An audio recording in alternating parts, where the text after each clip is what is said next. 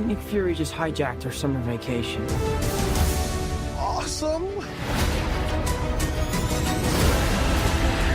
You got gifts, Parker, but you have a job to do.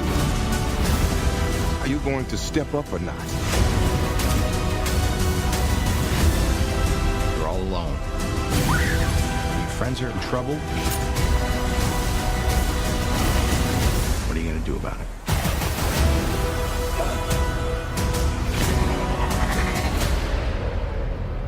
You don't want any part of this.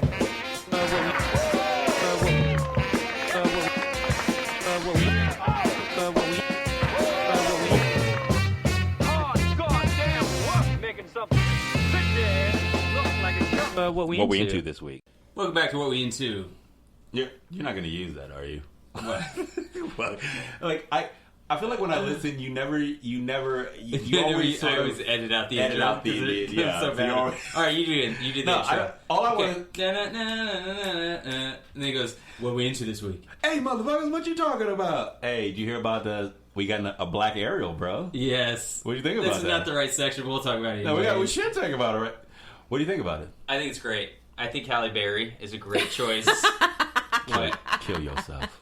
That child's name is not Halle Berry. I don't think she's too old, if that's what you mean. I think Halle Berry still She is did very an excellent job in good joke. Catwoman, okay? That's a very excellent good joke. job. No, I mean, all seriousness aside, Halle Berry would be great as I Ariel. I hate you both for making Excellent. that joke. Catwoman. But yeah, Excellent. there's been a lot of uproar about it, bro. About Halle Berry. Halle Bailey. The child's name is Bailey. Bailey. Oh my god, that makes so much sense. Same skin tone. Same lighter. color. You think she's? I think she's lighter. No, she's as light as Halle. You think so? Yeah, she's Is nice. Halle that light? I guess she is. Yeah. She's pretty fair. They're gonna give her an Oscar. She's got. She's pretty If the fair. Oscars is gonna give you an Oscar. Spicy. Oscar's so. Oscar's so white. So white. Spicy. Oh, that's good. That's good. So there was uproar. Yeah, but I mean, Not My Little Mermaid. Basically, dude. Seriously. Basically. But I read a tweet that kind of. I'm not gonna say it flipped my idea for it, but it definitely had. I'm gonna flip its table. It definitely made me think about it twice because I was like, okay, granted, the author of a lot of these fairy tales that Disney based a lot of their animation on were European. But at the end of the day, we're talking about mythical creatures, so it shouldn't matter. But if you're talking about... These are the arguments for why she should not be black. Yes, these are the arguments for why she shouldn't be black. There should not even be an argument. Yeah, I mean, Right. but it's like it's a mermaid, so Right, it's like a it's not mythical like creature. yeah. I mean, it's not like But somebody's like, Hans Christian Andersen. Yes, and that was his argument. He was like, well... This comes out of European. Right. This comes out of European. Yes, but you know. he's not writing about. He's writing about a mythical creature, which is essentially an alien creature. You know what I mean? She's not human, so she can be what she can look like a mermaid from Harry Potter, which was like the crazy monster. You know what I mean? According to this argument, yes. because That it would- was written scary, because it was man. written by a European lineage, because it was written by a European white man, that character is implicitly It's being stolen. But can you imagine if they had done the Little Mermaid with like a Harry Potter mermaid? That would have been Yes. some interesting shit. I would have much rather seen. I mean, that seriously, one. with red hair, and then she sang part of this world. You know, I mean, that would but she sang it in like a siren tone, and it drew him in, and I mean, Little Mermaid is high up there with like one of my favorite Disney movies, animated movies of all time. It's high up there. I mean. I got The Rescuers somewhere Listen, in that top five, they have, and I got Robin Hood somewhere hovering in there. They have at least no less than Robin. 3 or 4 mermaid series currently on Netflix. Oh, you're right. And and they're Like all the Mako same or thing. something? Mako Island, Just Add Water, H2O, all of these, right. the girls watch them all. Most of them are set in Australia. I've seen a bunch of them. You know what I mean? just tuned They're them all, out. it's all like these and they're all like different races and Right. ethnicities, but mostly taking place in Australia, so they all have Australian accents, you know. But That's why she's but not even, my mermaid. there's She still- should have there's an even Australian like accent. right. Shut up. There's even like Shut your but there's damn even like an animated version of it.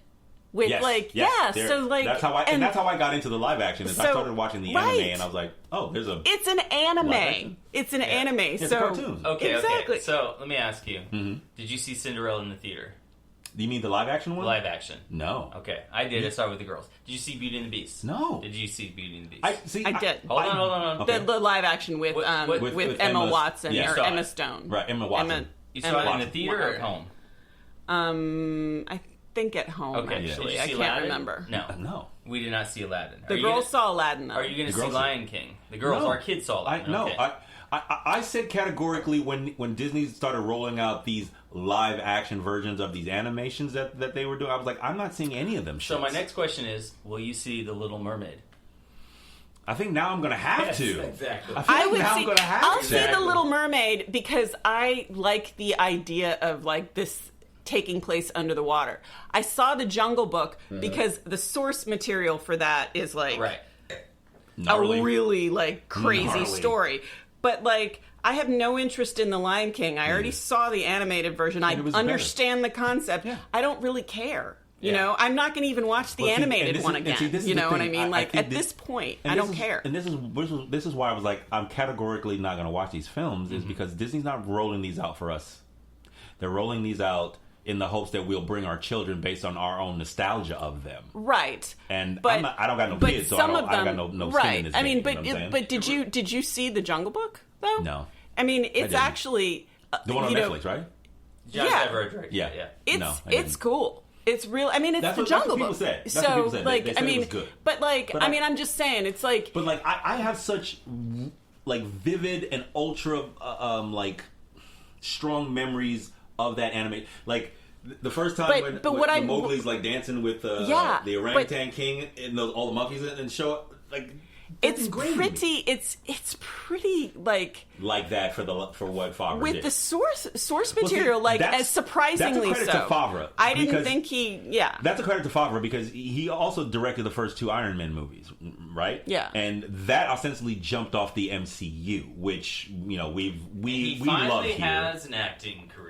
No, in the new Spider-Man. don't Far From Home. stop it. You know Favre has been hidden in front of the camera. I love him in Made. I love him in So good in Made. Swingers. He's fucking incredible in Swingers. He's better in Made. Okay, let's drop it. Okay. Let's drop it. Let's X-nay on the Bexnay. Ig pay Atenlay. Can you share your I alpha? ain't saying it. I don't know. You're doing it wrong. I don't understand what the hell you're Arch saying. pay Ube. I'm Hey, an babe. axmay, your ass A. A-way. Atshay, your ace fay. Asshole A. Did you hear that? Did you hear what he said? What do you think of that? Anyways, Made is a very good one Keep too. going. But like, no. What Favre, about that? Favre's Didn't he one of do those a cats- chef movie? Yeah, it's incredible. I haven't watched it. It's incredible, and he's an amazing craftsman. Not just like you can tell by like not only his acting skills, but like him as a director, he crafts some shit. Like that whole first Iron Man movie is a trajectory that is insanely done well for like storytelling from every aspect of it, and that was all him. He was like, I'm a fan of this. Heavily referenced in the new Spider-Man movie, which we'll get to. Which was which is the Why episode you're this here, week, actually. which is Sorry. why we'll get to we're. it. Promise. But like, I think his craftsman- he's good. I He's don't incredible. think he's as much of a fanboy as somebody like Tarantino. I disagree. I think Tarantino is I think like he's on- or I think Robert he's- Rodriguez. I think he's You on know? par with both of those guys as far as fandom. I Really? Yeah, Huh. absolutely. Probably if you think about the I National see. Broad just as I big, feel yeah. like somebody like Quentin Tarantino, somebody like Robert Rodriguez, and then True, and but, then but all those guys are usually doing their own source material. They're usually crafting their own thing. He literally has been gifted like these amazing characters and these amazing stories, and has taken so much care in the process of like laying them out for us. That's how we get the MCU. That's how we get to Captain America pulling Thor's hammer out of the ground. It's because of that first Iron Man movie and the way that he had crafted it sort of all around Tony Stark's sort of like self-importance, and then figuring out how to not be self-important and sort of work on a team and think outside of himself. That's Favre. But don't you think Yeah. that's Favre. that's Favre more? And inherent to the comics. Yeah, I was gonna say, is it? I mean, it seems like he was just And true that's- to the comics, well, that's as what- opposed to well, like. that's what a Else had fan done it would that do. well, exactly. And that's what I'm saying. Like, as far as like being on par with like fandom and fanship and like taking craft of like something that you love and deal with dear care, he's definitely on par with Tarantino and Robert Rodriguez. Like I would definitely. Put him in that I don't know. I think he's. Go see Chef. Is he see the movie? deserved? See the movie Chef, and then I think you'll come to my side on that. I mean, when I think like Quentin Tarantino, Robert Rodriguez, Steven Spielberg, you know, these are like fanboys who are like, you know, so it's not even that. I mean, granted they're creating something new, but they're creating something new because they're such a fan of the medium. You know what I mean? That bro has not had that much publicity about his directing or about his role in those crafting the MCUs. Yeah. He helped he helped craft the initial phase of the MCU. There's stuff that was out there, but like Spielberg was like, I don't feel like he's got a style though. I don't know. I mean, but I don't know. But What's his style? That's a good critique. I don't know if that he necessarily has a style that I can like pinpoint and be like, this is what he does. His style is just good movies. Remember the Jumanji movie Zathura?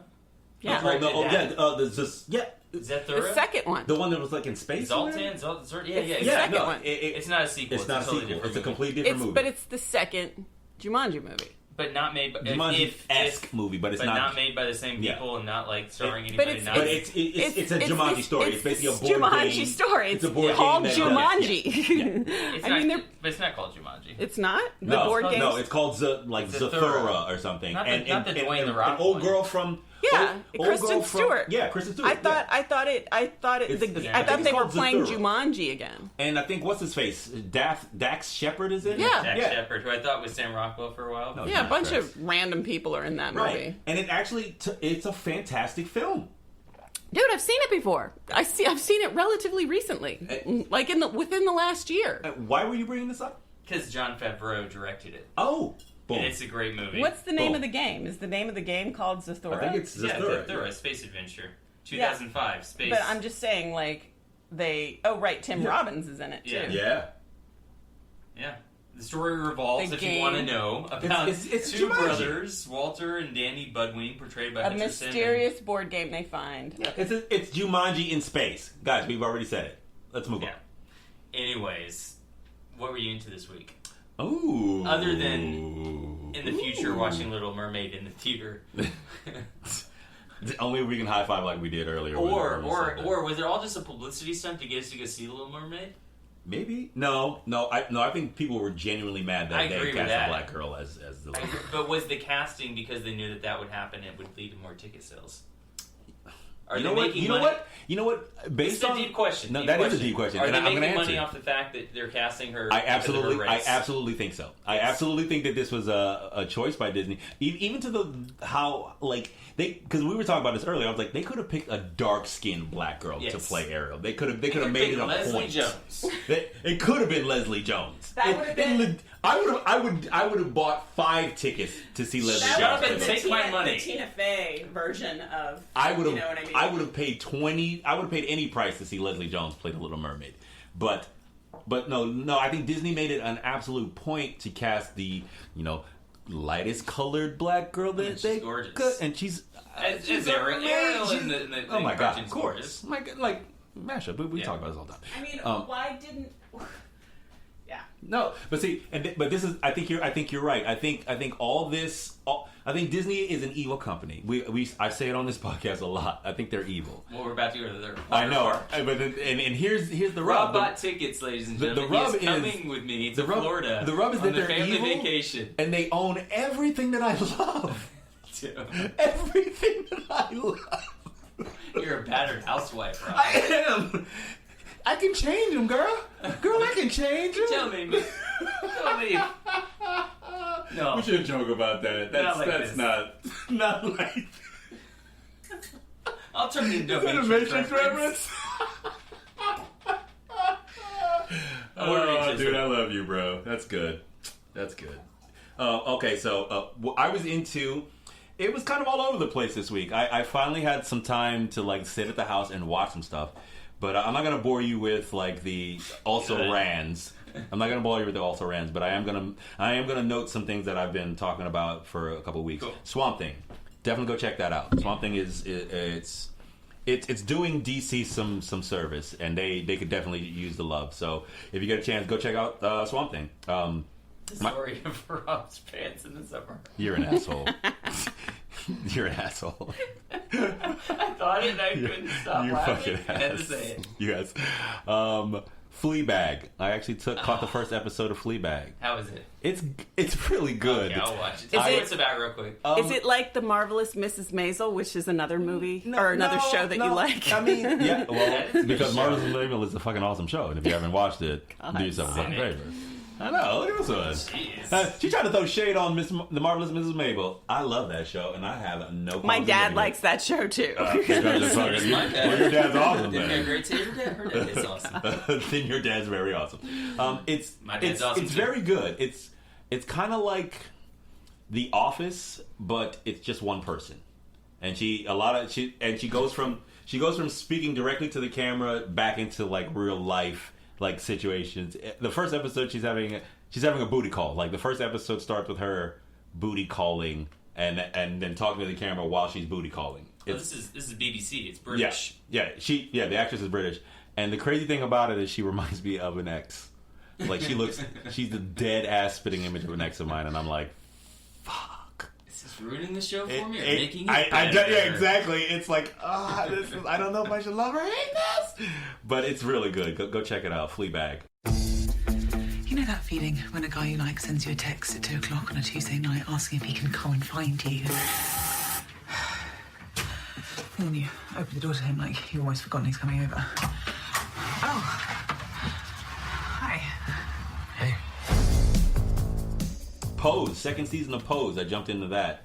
What is it? Pose? Pose. It boasts a couple of things. It was picked up for a second season before the first season was done being aired. It has the largest cast of trans actors in history on television. Spell it for me. POSE, you know, like strike the pose. Oh, I thought you were saying like pose, like POES, like Pose Tavern. What? Come and everyone's the drinks on like Poe. like Edgar Allan Poe is what he's Edgar Allan thinking. Poe yeah. Tavern. Come on, it's awesome. So I say Pose, There's and this, your like, mind little goes to Edgar speaker. Allan Poe. Your mind goes to an old dead white guy. Yeah. That's that Every time you privilege. order a certain shop, there's a speaker in the floor that That's plays that like a privilege. heartbeat. He doesn't actually know anything about like network TV or anything like that. No, I mean like I am aware of Pose Of Pose? because I only know about and the highly reason literary that I'm aware Have you of seen it? Pose, no, I haven't seen it, but the reason that I'm aware of it is because when I run at the gym, I watch TV. And it's on, And like, like they'll and when I'm advertise. flipping around, I'll see ads for it. Right. Or It's on you know what I FX. mean? It's on FX. And like yeah, It's sexy. exactly. It's incredible. It's It's incredible. Isn't it about the trans scene in the 80s In the though? 80s, yeah, yes. exactly. Like the specifically trans the ballroom 80s. scene specifically Yes. in the 80s. Like I didn't even know this was a thing. It still exists. Yeah, it still like exists. it's poignant, it's beautiful, it's well shot, it's well acted. I highly recommend it. They just started the second season. It's probably like halfway done now. The reality. What do you want out of life? I want to be treated like any other woman. That's my dream. Baby, you are our secret weapon. Now, I dated this guy who was a photographer years ago, and he like photographed a lot of Really? like that scene, and that was like he went to a bunch of these balls and things all and that. like you know to get like to shoot all of that stuff, and it was like It's You a whole dated a thing. guy? in my youth, in my youth, I did. in my youth. Did experience penis other than yours in my youth. That's good. Must In make my joke. youth. Oh god, that's good. You know what we watched this week? What were you into? But yours is the one that I ultimately settled on. Okay, so Okay, guys, you this is should. Old reliable. No, okay, you know what we watched? It'll make you throw up if you don't like it, or maybe you do like it. Your Highness, I have no idea what that is. James Franco, Danny McBride. Your Highness. You've never seen it. You've Matthew. never seen Your Highness? No. Brother, I don't think you'll need that armor. You may quest the way you like. I will quest the way I like. Here I come. This quest sucks. I shouldn't even be here. I will probably die on this quest. Courtney definitely will. If we work together, we can destroy Lazar once and for all. With our huge muscles, we shall protect you.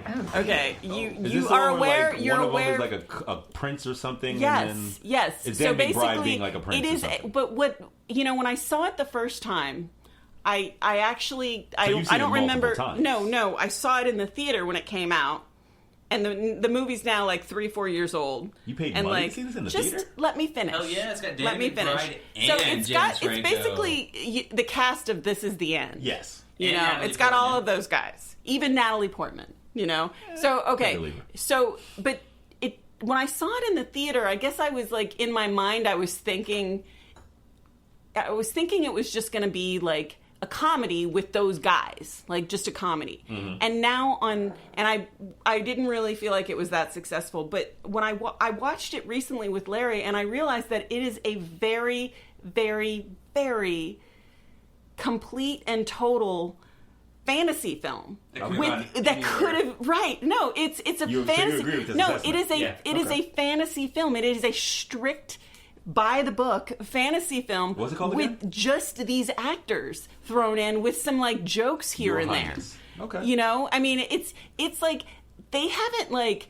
expanded on the genre at all. No. It's like even more straight-laced than like Willow. Willow is more experimental than this movie. So Okay. it's just got some like bawdy jokes in it, which makes it kind of funny. And like I kind of appreciate that all of these actors were like, okay, We'll sign on I'll to do do a this. fantasy film. All of You know these what I actors mean? like Natalie Portman, right. Zoe Deschanel, Oh. Justin Theroux, Okay. Danny McBride, Right. James Franco, the dude who is the guy in Winter Soldier who's also played Truman. He's been in a ton of stuff. The Scientist, It's not like a Red Skull's surreal. right hand man.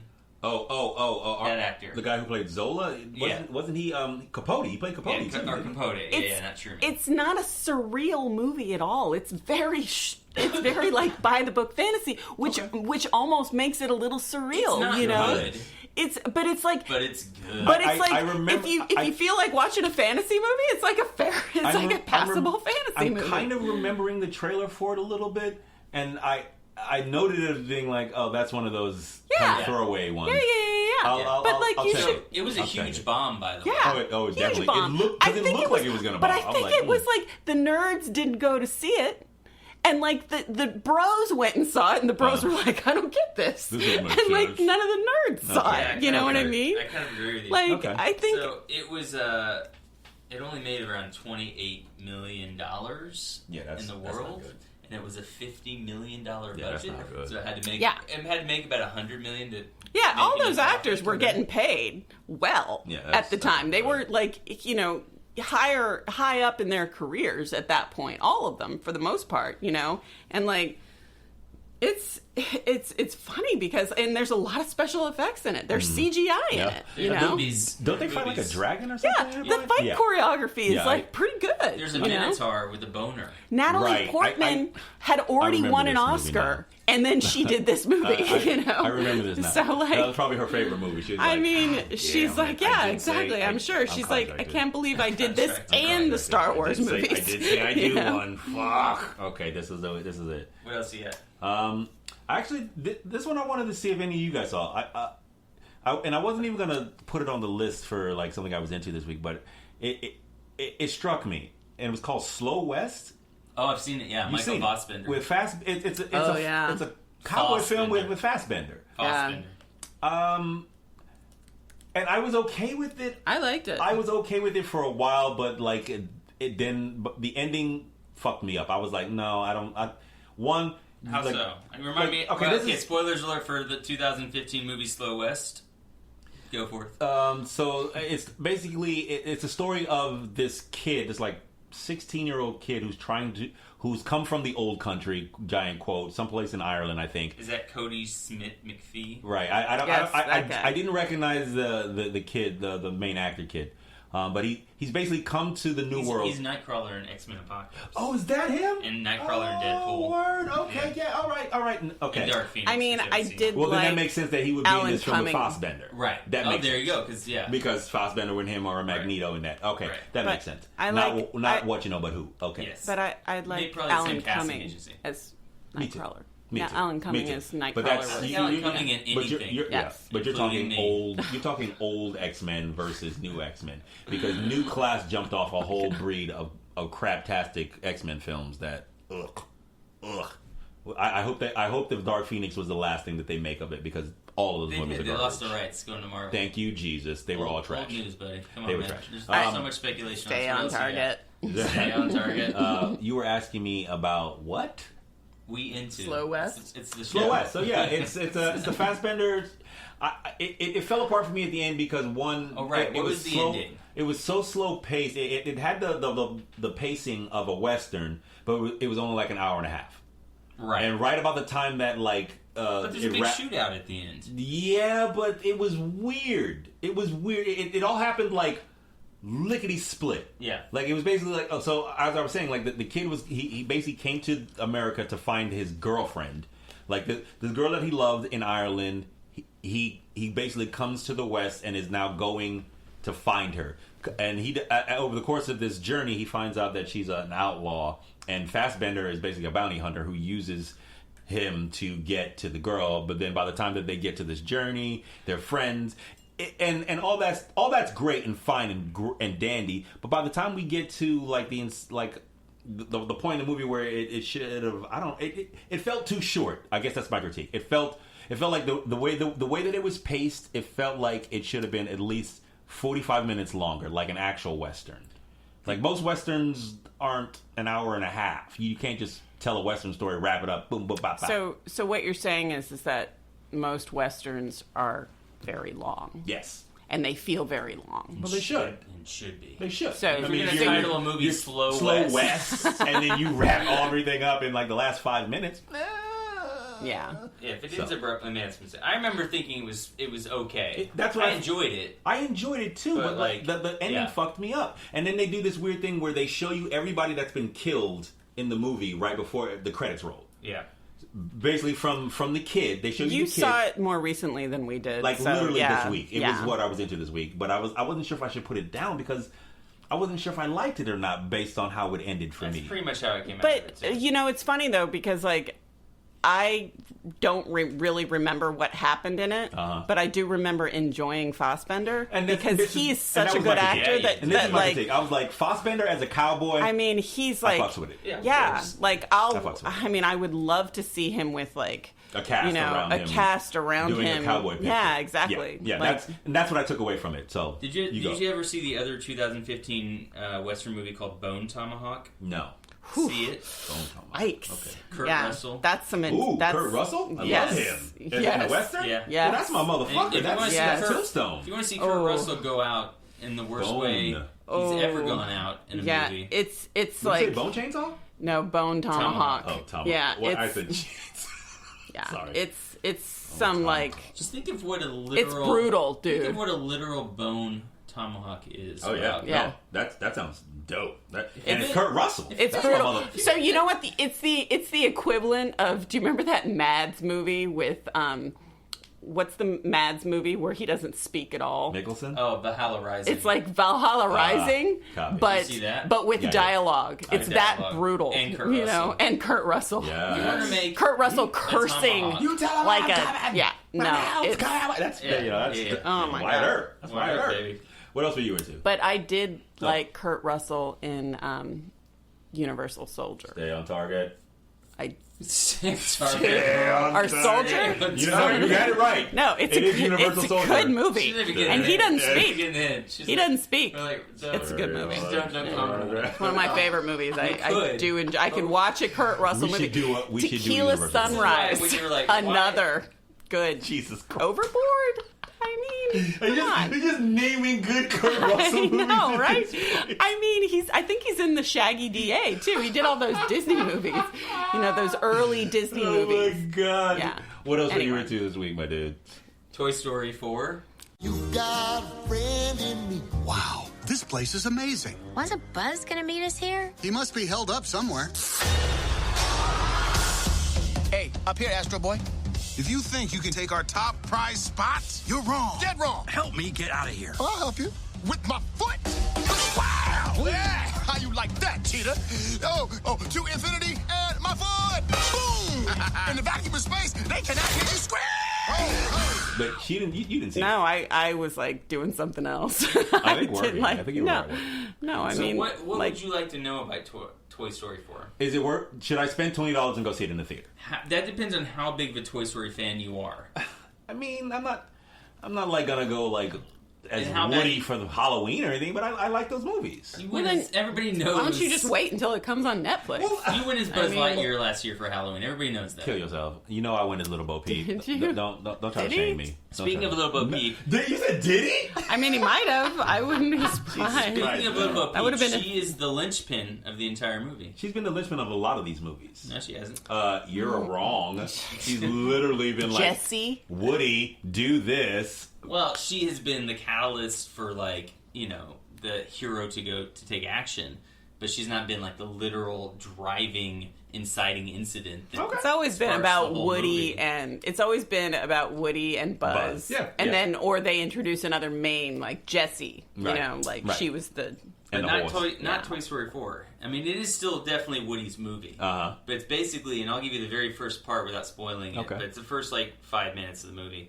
There's new this, kid. Yeah. Well, no. Before the new kid. This is in the past when Andy still had the kids. And it's a big rainstorm.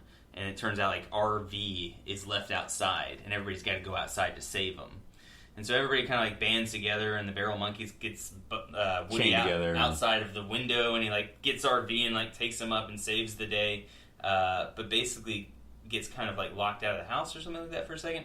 Anyways, and Bo Peep gets sent off to a vintage, like, cellar, basically. And so he eBay. finds Bo She Peep. goes to eBay. Yeah, he finds her in the car before the seller leaves. This is still the first 5 minutes.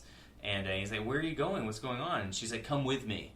We To can have Woody. to Woody, yeah. Come with me, Woody. We'll have a whole different life outside of Andy. And Woody says, no, I'm not going to do it. You know, Damn. like, yeah, I'm not going to give That's up ice Andy. cold. And so he flops down, you know, like he's dead, and the car drives off, and basically Bo Peep goes. That's why she's not in the third Toy Story 3, I think. What? Think about it. She's not in Toy Story 3, I'm pretty sure. Oh, was this a flashback? So it's a flashback. Oh. Yes. Okay. Because at the end of Toy Story 3, all the kids go to Bonnie. That's Andy how they. gives the That's kids how to they Bonnie. explain. That's how Yeah. they explain that. Oh, okay. Okay, so... I mean, I probably would have watched it. Why are you like telling me the end? Well, the- that was not the this is end. the That was beginning. This is the okay. first 5 minutes. First 5 okay. minutes or less. So look. So that would give you a good indication of... Then it catches back up to the future with Bonnie, and it's all the toys, and they're playing with Bonnie, and then the rest of the movie happens. And it centers mostly around Forky, right? Yeah. Remember, you saw Yeah, Forky in I the love trailer. Forky. Forky's And, my G. So it's Bonnie's first day of kindergarten. She's sort of like stressed about it. So Woody Don't say anymore because I And then don't say anymore. And then Buzz- I mean- because I think I'm going to spend money on this in the theater. That was my question. Should I spend $20 on this in then the I'm theater? going to play a game with you right now. Google the Toy Story 3 poster. I saw the movie recently. It has the I purple watched it bear. too. The purple bear is the bad guy. Toy Yeah, they Story go to 4 the and the daycare. Inferno. Yeah, they go to the daycare. Yeah. Toy Story 4 was so interesting and good that I came home and 2 days later watched Toy Story 3 by myself at like 11 o'clock at night while my kids were asleep. I rewatched Were you that. weeping softly? No, I wanted to answer. There was a question I wanted to know what the answer to was. What And was the question? It was essentially, and this doesn't spoil anything. Is Toy Story 4 necessary? And not at all. No, of course not. And does it completely do the opposite of what the third one of did? what the third one did? Yes, exactly. Ooh. And I think the answer Ooh. is yes, but it doesn't necessarily make it a bad movie. I see. But it makes it also I kind see. of a weird movie. Interesting. It's something strange. They're not, So it gives a different interpretation to the third movie. Well, it just Is that seems what you're saying? because if you take away, I can't tell you. I can't. No. Okay, I think I'm going to see this in the theater. Basically, we've talked about it at length now, so I think what it serves to answer my question is yes. I should spend money Toy Story and go enough to see it theater. in the theater. Yeah. Sure. Okay. I liked it a lot, but it's the opposite of Toy Story 3. Okay. Which ends with do you Google Toy Story 3 poster? Yeah, I did. I saw it, and it's just basically all the toys like standing on the looking up like what the hell's going on. All the toys standing, looking up. Okay, go Google Toy Story 4 poster. Okay. Toy Story 4. Show me that smile again. Show me that smile. That's my motherfucking shit. Is that like Cheers? What is that? I can't. No, that's Family Ties? No, Family it's, Ties? Robin Thicke's one, the one with Robin Thicke. Oh, Growing Pains? That's the one. Growing Pains.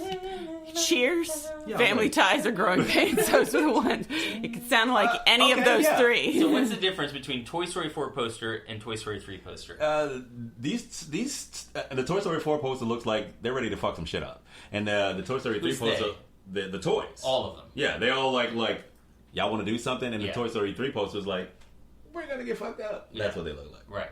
So what's How many characters in Toy Story 4 poster? 3, 6. It's nothing interesting. And if you've seen the movie, you know Is Forky? He's holding onto like a knife and fork. Are those characters that he? No. Okay, those are just he's just weird. Yes, he's just weird. So like, there's like about 8 to 9. Yeah. Okay, so less than Toy Story 3. My point is that Toy Story 3 is all about the toys banding together. Toy Story 4 is all about sort of going your own way, as Fleetwood Mac would say. Did that song actually play in the movie? No. Okay. It should have. Okay. It's good. I will say I related to it a lot as a father. Ah. I relate to Toy Story 3 as a father as well, but it's from a different perspective.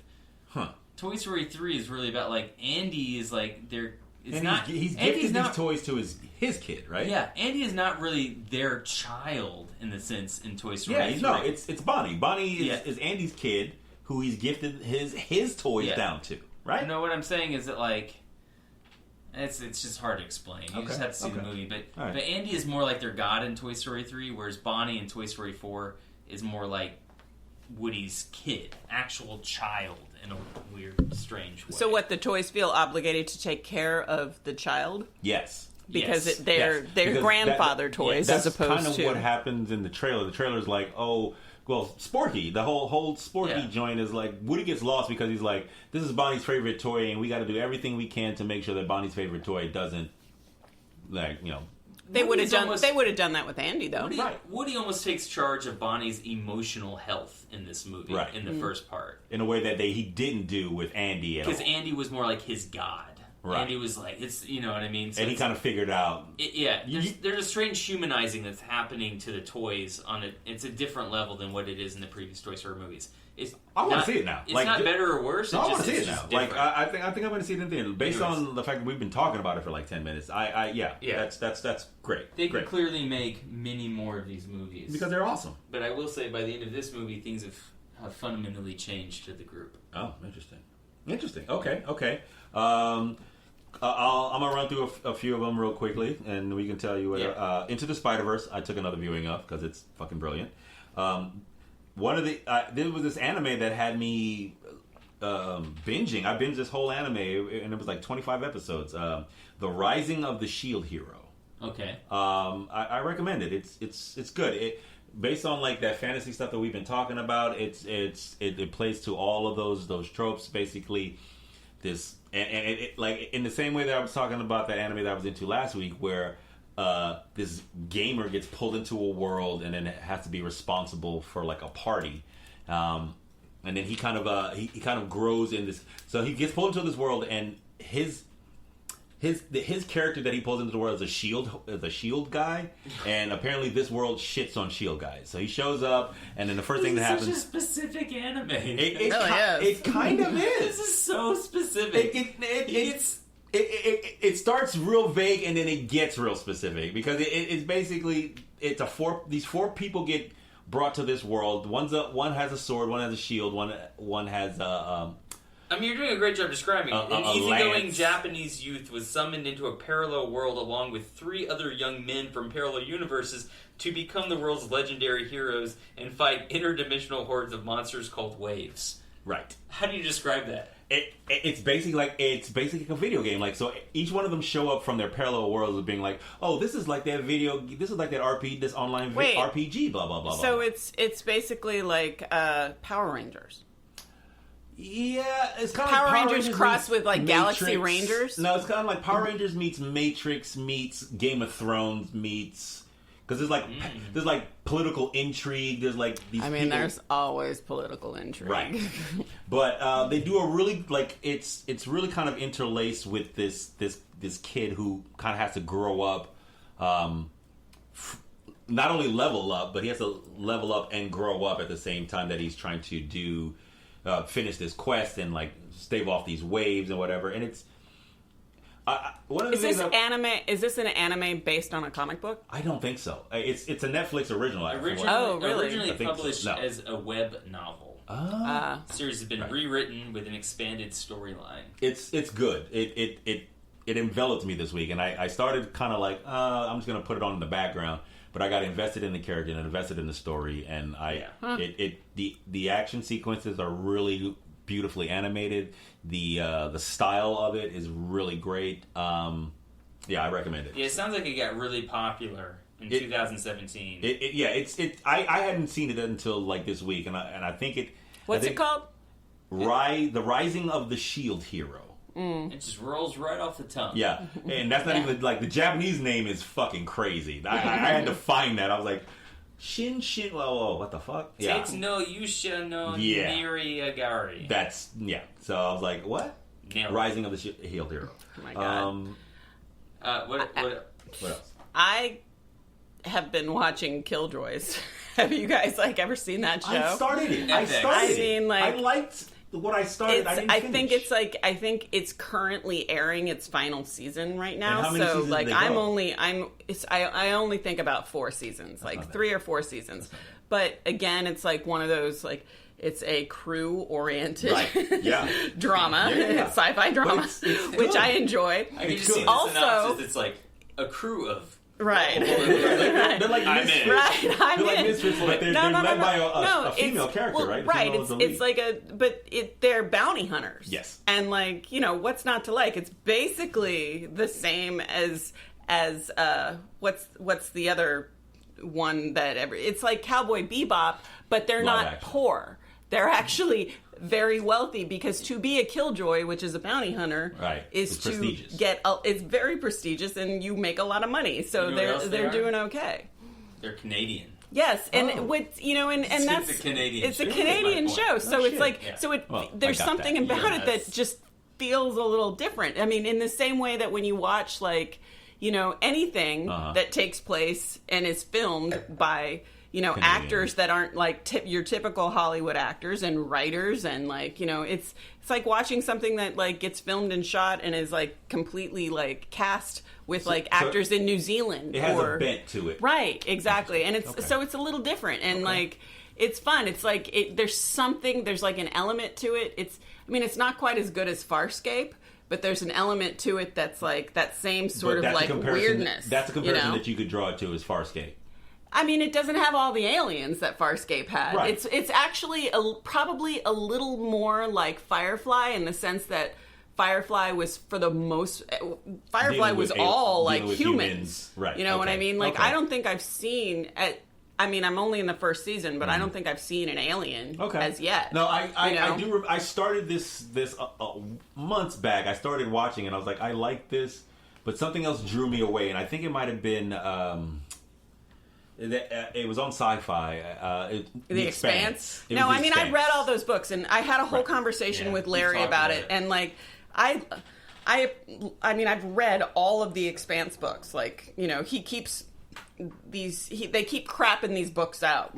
They're on their eighth or James A. Corey. I mean, it's like a mashup of these two guys' names because it's two guys. It's two guys that are writing them together. So right, exactly. And there's a whole bunch of these books, and the thing about it is they're good books. They're great story builders, but they're kind of a drag. They're they're sort of humorless, and but I mean the concepts are great, but they're just ugh, and one of the things that I've realized is that I need a little bit of irreverence in my sci-fi. Fair. You know what I mean? That's part of the reason why I like Farscape. That's part of the reason why I can appreciate Killjoy. Is because it's not.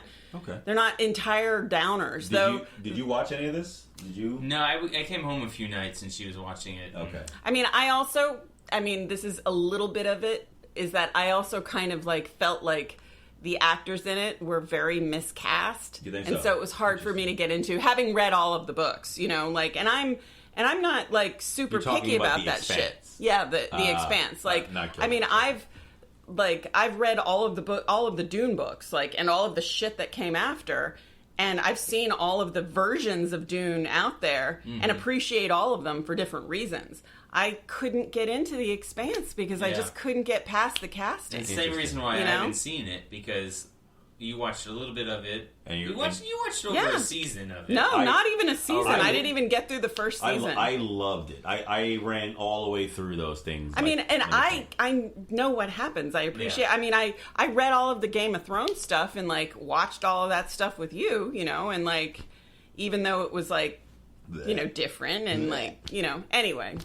I Go have, on. I have, You I have go. 2 more things. All right. One is murder mystery.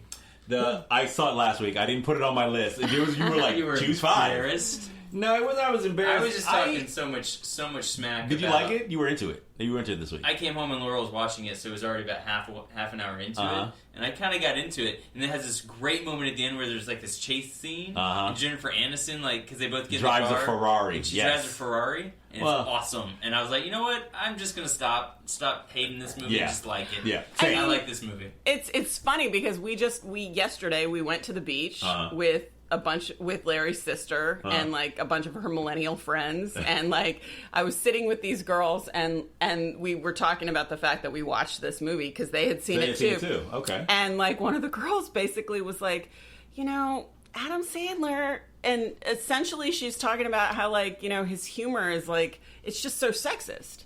And it's true, you know, Very much. he is like very dated in that sense that his humor is like Dinosaur level. very like irreverent sexist humor, and like you just gotta kind of gotta it's broy. Yeah. It's broy. Like, even like- It's beyond Franco broy. Like Okay. Franco broy is hipster bro, whereas like Adam Sandler bro is like jock bro. It's like date rape bro. You know what I mean? And like I love Punch Drunk Love. I know you love Adam and I Sandler. do like watching. I will watch some Adam Sandler movies, but I also recognize his humor is like broy humor. Yeah. You know, and you It's just fart got to jokes accept that.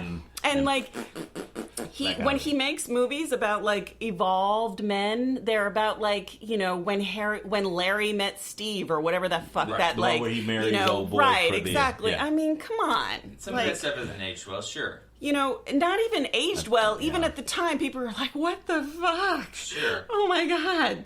Like you thought that this was okay to make a joke about? Bring you it know? back to murder mystery. Anyway. What did they think about murder Yeah. mystery? What did the millennials think about murder? I mean, it was the same This- thing. It was the this- same thing. It was like it's like watching it. You So know, they we're clocked the same thing that you clocked. you're watching it. You appreciate the fact that he tells a good joke, but you're cringing at those jokes because they're just so like. So is that broy? I mean, so like, is that what they felt as well? That's Yeah. what they were saying. This is what we felt. We felt this sort of. yeah, it's like Adam. It's like, oh, Adam Sandler is. You know what the girl said? You know what she said? She said Adam Sandler is like your dad's humor. And I was like, yeah, it's kind of true. Your dad still finds all of those jokes. I'm not saying your dad or your dad. I'm saying No, I get one's what you mean. dad Right. still finds all of those jokes hilarious. Because he's about almost as old as our Right. dad. Right. I mean, not No, quite. no. Adam Sandler is not 70 years old. How old do you think he is? He's like 50. Probably in his 50s, honey. 50. Yeah. You know? He's not that much older than we are. I would say 59. No. Hell no. Hell No. the fuck no. That motherfucker maybe late 40s, maybe he's early 49. 50s. Yeah, exactly. Born 1966. He's 52. Okay, well, there you go. There you go. Early 50s. I mean, your dad is like, Adam Sandler is, you know. No, I get that. Like, I mean, found just myself because watching it and just kind because of he being made a like- few movies with Drew Barrymore doesn't make him a hipster, you know, by any means, or a movie with P.T. Anderson. Okay, you fell asleep anyways. You didn't finish it. No, I finished it. When? Not the night out with me, didn't you? I watched it the second night. You watched the second. Yeah. No, I watched the end of it. I got one more thing. Okay. Then we can move into Spider-Man. Well, you didn't even ask if I got any more things. That's right. That was my segue in asking you if you had more things. Then you had to make me say, "Hey, Rob, you got I'm gonna have to else? get another snack. Okay, I could use another beverage. This is lasting forever. I'm beveraged out. What you want to go first? Or you want me to go first? You go first. Well, I got two things, and one was a short. One was literally a short called Marvel's All Hail the King. Okay. And it basically stars the guy who played Gandhi. What's his name? Oh my God. Gandhi.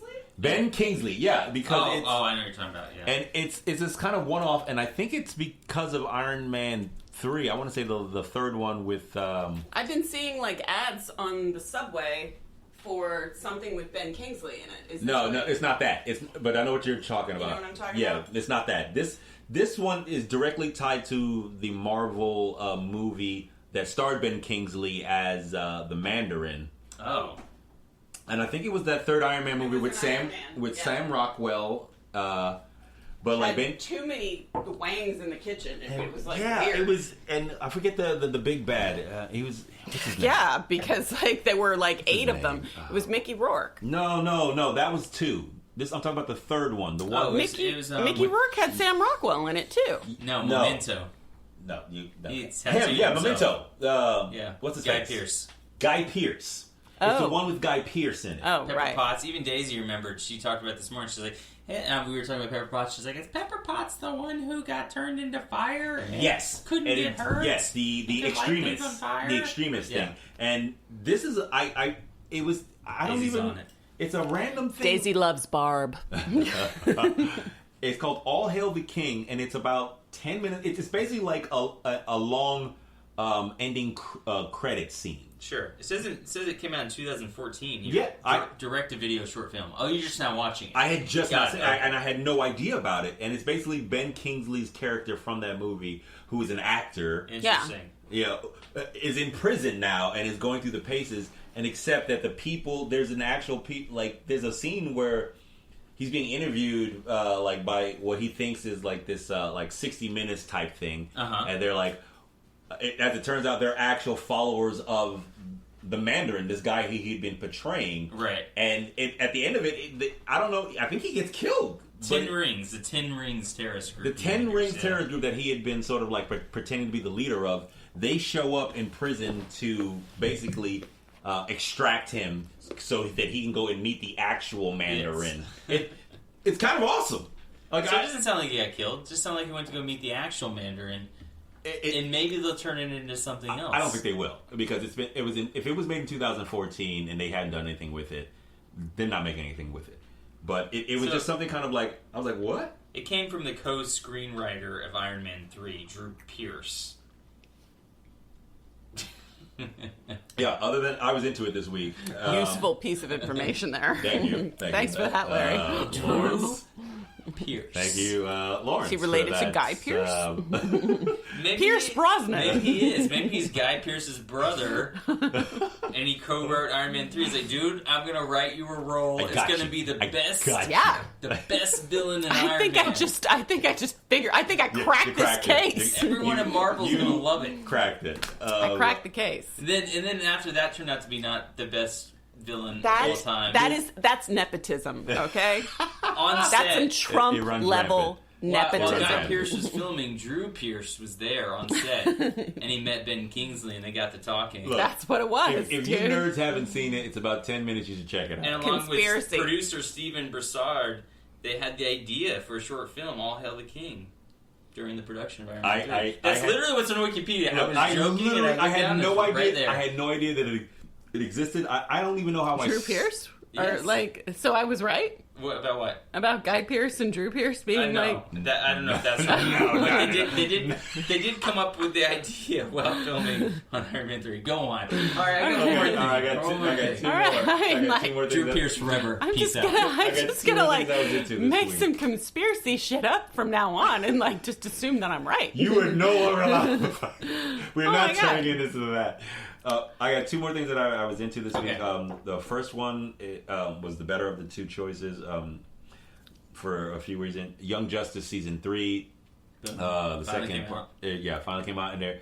And what they're sticking with the format of giving you 3 episodes every week. That's what they do. Give you 3 all in one lump sum. All in one. You get basically 3 25-minute or 22-minute episodes each week for the next 4 weeks, Cool. and then the season's done. It's very good. The writing is very good. If you haven't seen it or started watching it, you should. It's incredible.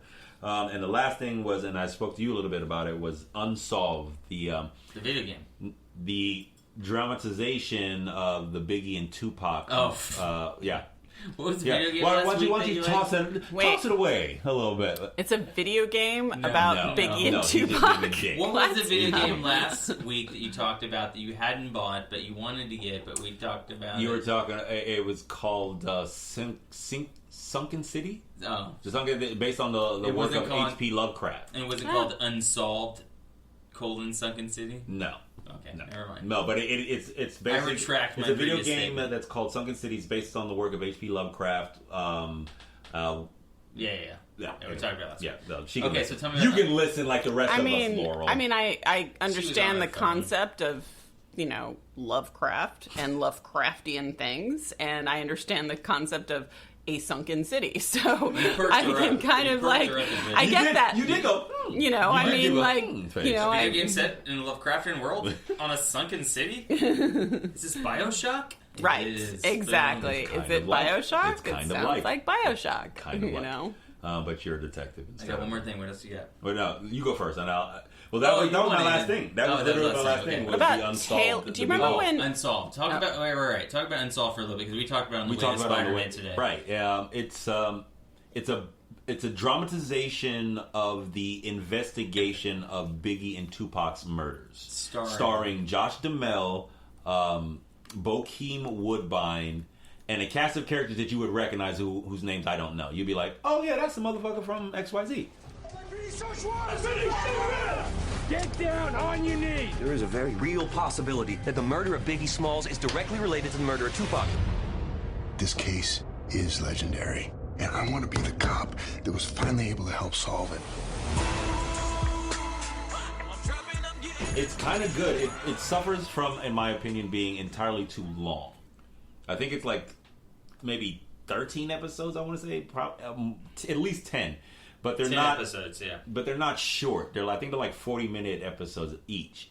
And they do a really good job of painting this friendship that these two guys had. These two kids, because I think they were both like 23 and 25 when they died. Mm-hmm. And so it follows the investigation from 2 different points in time. It follows the investigation of like the lead detective in like 1990. Like when the murders happened, it follows them initially, and then it jumps around like in each episode between the initial investigation and like the cold case. Like Josh Duhamel character has been handed the Biggie's cold case, and now he's investigating that and sort of what happens in the interim of that. So this is a dramatization, it's a dramatization of what? Of a novel? No, of I guess the facts of the public record facts that happened with the investigation of Biggie and Tupac's murders, called Unsolved. Yeah. Got it. The murders of Tupac and then Notorious B.I.G. That's actually the So it's like an name. unsolved mystery. Yeah. Unsolved. Read that again, but with famous actors as opposed to reenacting. Right. It's not It's not a Friday night unsolved mysteries. No. But it's like that with real actors. These characters existed for real, and these actors are portraying them. But that's what in Unsolved a Mysteries series. is. But no, Unsolved Mysteries was like had for... a host, and he would dramatize. Right. And it's not that. There's no host? No. Oh. Do they have the actors Wavy Jones and Mark Rose? I don't rap. That's Tupac and Big. Yes, they do. They do. How are they? Okay. Yeah. Passable. Right. The guy who plays Tupac is, I think, a bit better. In sort of his like Pac-isms. Right. The guy who plays Biggie, he gets better over the course of the series in his Biggie-isms. But they're both passable. They both look the part. Like there's literal moments where you're like, oh shit, that motherfucker does look like Pac. Or, oh shit, that's Biggie right there. But it's never like a complete transformation. You definitely can, at least for me, And like I'm not done with it because, like I said, I think it's good, but I think it suffers from being too long. The last thing I watched before we go into Spider-Man was Shaft, 2019. The most recent sequel. Yes. It's a sequel. It's not like just it's not a remake of. It's a sequel to the one that they made. 2014. Yeah. Oh, it's a sequel to the one that they made. Like yeah, really. 2000, not 2014. It's been 19 years since there was a Shaft movie.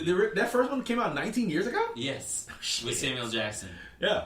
Samuel Jackson plays Shaft. Like, there's this. Don't you remember? Like, there's a scene where he comes into the courtroom and throws his badge hard enough to stick into the fucking wall of the. No, I don't even remember that movie. It was the Shaft TV series. Well, no. I mean, I just know that Shaft like, TV, but like they remade Shaft. I didn't even realize that they made a remake. I thought this was the first remake since like the original. No. Samuel Jackson has played this character already, and basically this one is sort of like the son of Shaft. That's what they should have called it. Was the son of Shaft, and that's what it like the Rocky movies. Yeah, the movie is almost primarily focused on Shaft's son, who shows up to be like, "Hey, Dad, whatever." Hi, I'm looking for Shaft. Who's asking? John Shaft Jr., your son. My son? Junior? Yeah. You know they say that cat Shaft is a bad mother. Shut your mouth. Ignore him. He thinks he's a black James Bond.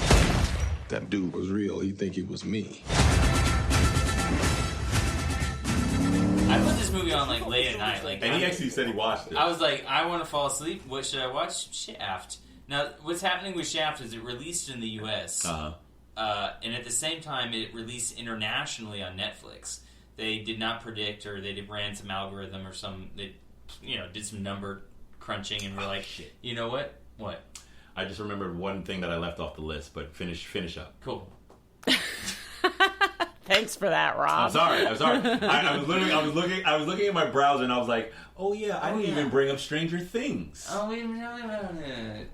This will be a long episode, isn't it? It's probably. Oh my god, I have to pee. Go pee. No, you want to talk about Shaft? No, but carry on. But shut your mouth. I'm just talking about Shaft. So there's a lot of those throwback jokes in Shaft of 2019, but it mostly focuses on his son. Who plays his son in this? It's a satirical comedy. It's no one you know. Okay. Yeah, because I didn't recognize the kid. Let's see. So Samuel Jackson, he comes back. Jesse Usher, I believe is the kid's name. Jesse Usher. Yeah, okay. Judging by the fact that there's no picture of him on Wikipedia, then he's sort of a no one they haven't seen. Good on him. It's a weird movie. It starts off and it's not very good. And he's like a metrosexual black man with a tie and like not super hip shoes. Is he a detective? He works for the FBI, but he's like a data cruncher analyst. Analyst, Okay. Yeah. And so he goes to Pops, and Pops kind of puts him on the trail of being like a field agent kind of thing. Well, there's all these flashbacks. There's like an early flashback with Samuel Jackson, and he's basically just irresponsible. Everything he does is irresponsible. As most things that involve his Shaft jokes are irresponsible. Wait, his jokes are irresponsible? Jokes, yeah, I mean, he's just cracking jokes, irresponsible jokes throughout the whole movie. Jokes where you're just like, that's kind of cringeworthy. Yeah, kind of like that's kind of cringeworthy. Kind of like what we were just talking about with Adam Sandler. Like it's one thing to do it in 1971 when the original Shaft was out, when blaxploitation was a thing, and you could use it as. It's nothing to do it now, but then it also kind of works because it's tongue in cheek. It's sort of like is. Like and because mostly it's Samuel Jackson, and he can just about get away with fucking. You're Nick Fury, and you're also you did a movie with snakes on a plane, motherfucker. You can't say shit. So it kind of works, in a weird way. Okay. So the first part's not great. The son is like this metrosexual. It's mostly it warmed because up for it's you. on him. It warmed up to you. Yes. Okay. It kept me up, and I finished the movie. Okay. Yeah. All right. Shaft. You want to talk about Stranger Things? I want to talk briefly about it. I watched the first episode last night. And what did you Stranger Things season 3. Yeah, it was great, and I had to kind of like stop and go to bed. You didn't want to get too invested. Yeah. Okay. Laurel fell asleep. She's eating a cheese stick right now. I'm hungry. We have a juice box in there too, honey. If you want one. Was there anything else? I do enjoy a cheese stick. She can't hang. She can't hang with a long hour. I need a snack, dude. Listen, I'm with her. I can use a damn snack, my damn self. No, we didn't quite have dinner because we went to go see Spider-Man. That's true. And we went to one of those theaters where you eat. Where you can eat. But it was 4 o'clock. Yeah, it was. So we had a meal at 4 o'clock. We haven't eaten. And now it's late. It's late recording. 12 o'clock at night. It's late recording. But I'm going to talk very briefly about Stranger Things because I don't want to get too in depth into it. What I will say is, Laura just rolled her eyes. She's like, "Oh my god, it's still going on." Whatever, Al. Never whatever, doing this Al. podcast again. All I will say is, she sat back. She's like, "I'm moving away." Yeah, she's like, I sat back because I was chewing. I was chewing. This is what I'll say about it, and we can move on to Spider-Man directly after if you want. Is for me, it's based on a lot of what I've said on this. In this forum about that show based on what they gave us for that last season. I talked a lot of shit about it. Yes.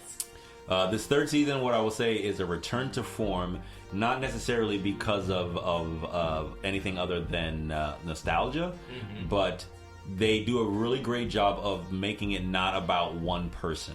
Right. Whereas I thought the second season it relied too heavily on Will's too much will. And what they do this go around is they sort of disperse the tension, the dramatic tension across all the characters. All the characters are sort of like in play at the same time, and they do a good job of bouncing between those stories and allowing you to sort of be invested. Have you watched the entire season? Yes. Okay, so I haven't watched it. I don't want you to give it away. Sure.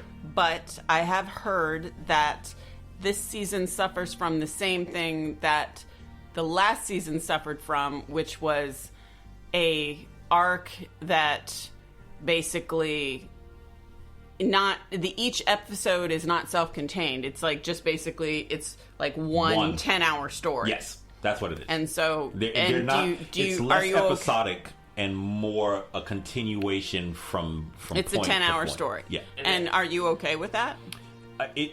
Honestly, I watched the whole season and it came out yesterday, so I feel like I must have been because it was enthralling for me to watch. And I think a lot of that has to do with once you get into it, you'll be like, they do a really good job of giving you the nostalgia for the 80s fashion, the 80s technology, the 80s music. It's very well. And you I don't know if I clocked this, and I don't know, you might clock this, but they have this orchestration, this sort of like synth orchestration that permeates the entire thing. Like the whole 10 hours, you're getting like this really great sort of synth orchestration. And for me, that anything synth or organically synth related is going to put me immediately in that headspace of like this is 80s and I will say this though, whatever the other guy's name is who did the soundtracks.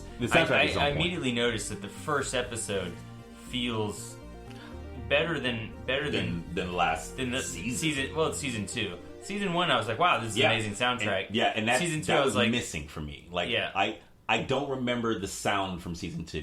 Yes, I do remember sound from season 1, and this one was the same. Season 3 has really but one of the things that I has been kind of bugging me about like the promotion for this season, because I've been seeing saw promotion because I hadn't seen. I've been seeing a lot of like clips online and not clips, but like little like posters and things like that. Like there's stuff coming, all over the subway and like and everything. The thing that kind of bugs me about it is how it's like every image you see is some kind of like they crammed in some kind of cliche from the 80s. Like Larry's wearing a very 80s shirt now. But like so the advertising bothers But like no, the advertising bothers me because it's kind of like that thing that every French woman says to her daughter before she leaves the house, you know, take one thing off, you're over accessorizing. I mean, it's like really? it's no, Is it's that like a thing that French women tell their well, daughters? no, I mean it's like that's Every like a one of them. no, it's like a cliche, you know, when you don't want to you don't want to over accessorize, you don't want to overdo it, and I feel like the posters are over accessorizing. It's like they've crammed in every stereotype from the 80s that they possibly can. It's just pull back a little bit. It's like it bothers me. If that bothered you, then I feel like maybe this whole season might. It might. It's mostly cliches. Like it didn't just bother her. She was outraged. Yeah, I wasn't outraged. Like one of the main stages is a mall. One of like the inciting places is a like the mall comes to the small town, and it is sort of like destroying the mom and pop thing, and that they factor that in. It's everything it's all of those things that are crammed into that poster.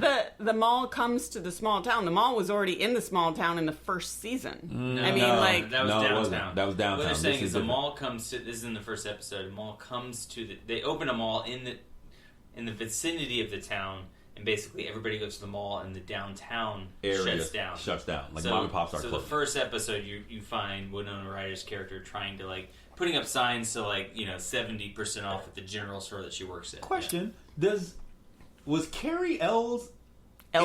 No, he was not. He was not in. He's brand new. Yeah. But he's an '80s icon. Forever. I was literally. I watched the whole season. I was like, I was like, is that fucking Carrie Ells? It's Carrie Elways. And he is. They threw him in the same way they threw Matthew Modine and Winona Ryder because they are '80s icons. And he's used so sparsely, precisely. Thank you. So precisely, it took me so long to recognize him because they used. I was like, man, he looks fucking amazing. He looks amazing. I mean, and. He does such a good job in what they give him to do in this. I was like, wow. That guy's... Carrie Elways is a good actor. Fantastic. Let's move on. Because we've not seen it. Right. Okay. I'll talk to you about it next week. We'll bring it up next week. I think it's a return to form in sort of like what they do, but... So, let's talk about... Laura might not like it. Spider-Man. Let's talk about Spider-Man Far From Home. Spider-Man. Deep a beat from a web. Did you get your passport? Peter Parker here to pick up a passport, please. Yeah. Mini toothpaste? Mm-hmm. Take down the Manfredi mob? Yeah, I did. You gonna be the next Iron Man now? Well, no, I'm too busy doing your job. Oh. I'm kidding. Look, keep up the good work because I am going on vacation. What up, dorks? What's up? We're just talking about the trip.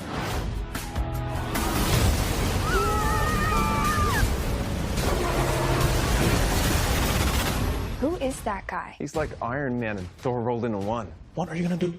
Nothing. That new guy's all over it. So, not having seen any of the other Spider-Man Tom Holland movies. Seriously? I mean, I don't know how many he's done. Far From Home. No. I've watched it with you. No, I haven't. I've only ever seen his character in the Avengers movies. Wait, how is this possible? Are you serious? I just wasn't all that interested in seeing any of the sequels, actually. I mean, what do you consider sequels? Anything after Tobey Maguire. Wow. I haven't seen anything after Tobey Maguire. I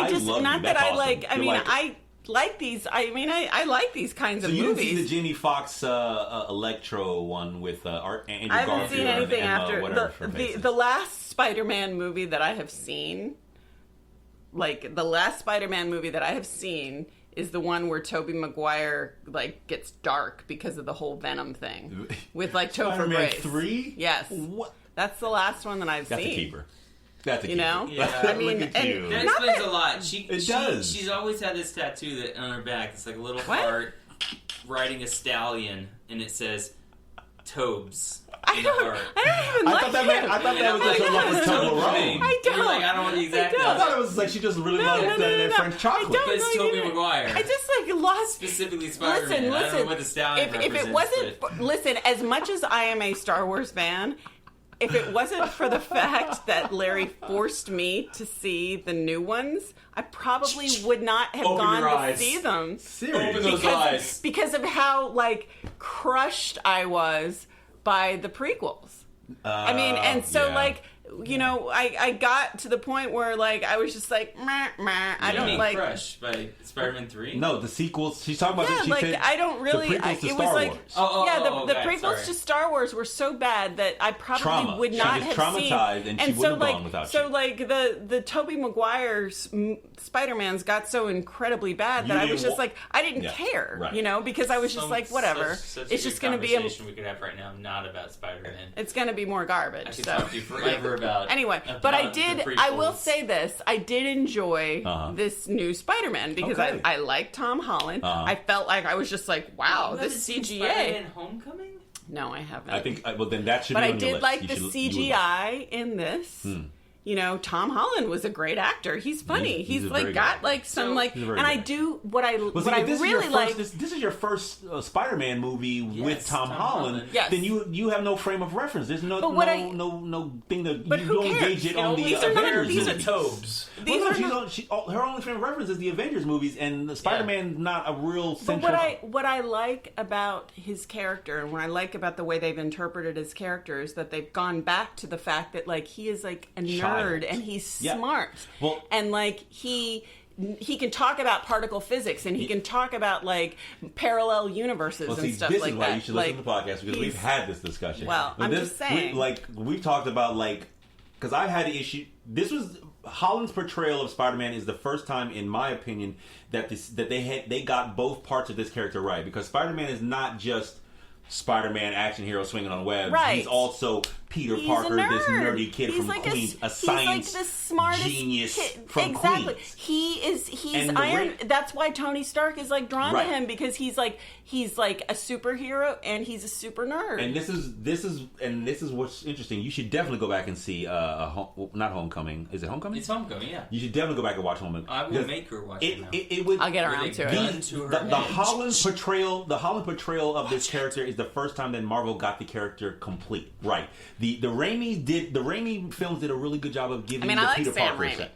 I like Me Sam too. Raimi. I love Raimi. Yeah. And I love those initial Spider-Mans except for the third one. But what they really did is they gave you a really good snapshot of what Peter Parker was like. The Spider-Man parts of that movie were okay. Yeah. And then when they changed it and made Andrew Garfield the lead, they got the Spider-Man parts of that movie really like all that stuff that he did. Spider-Man was awesome, but his Peter Parker was trash. I was like, what do you mean Peter Parker's a skateboarding genius? a skateboarding genius with perfect hair and he has no friends? How many motherfuckers do you know that ride skateboards who ride skateboards by themselves? No one. I gotta look up what Basically, Andrew. Like if you want a friend, buy a skateboard. Right.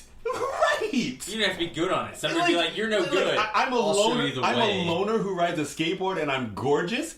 Fuck you. Yeah, right. Kill yourself. No, that So- hair. So That's that guy was in Spider-Man. He was Spider-Man. He was. He looks like Andrew Garfield. he looks like Steve.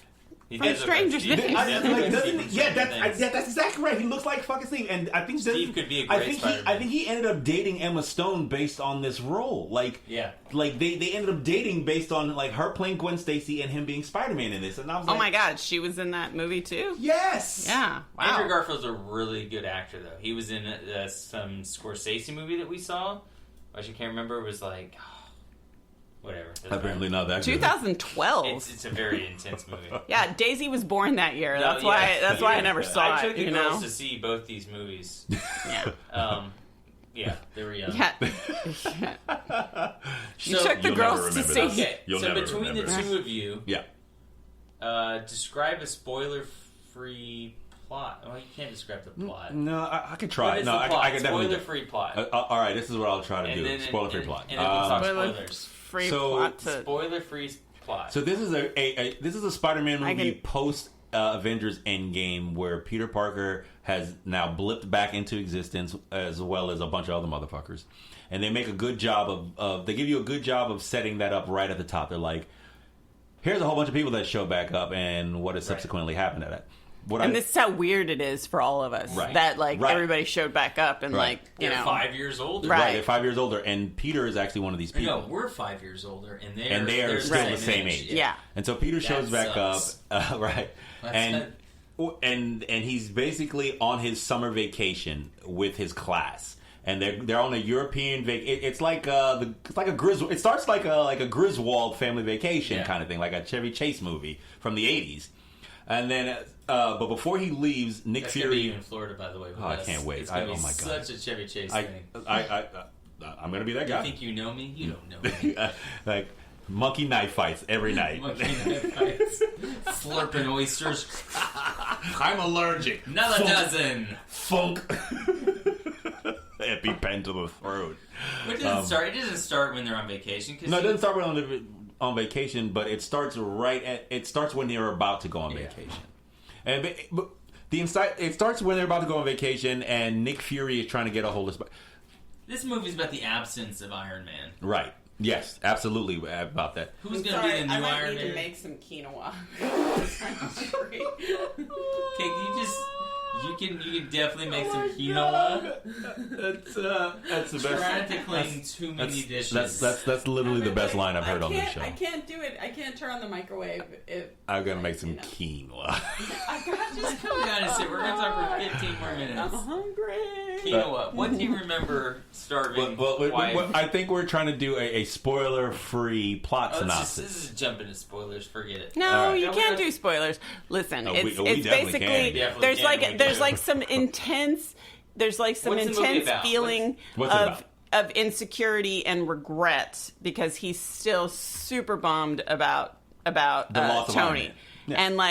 And the loss of Iron Man, he's like clearly like denoted father figure, and father figure aspects to Tony. It's crushing him, still crushing him. He needs to get away. And Tony's left him a gift. And Tony's left him a very important gift. A very important gift.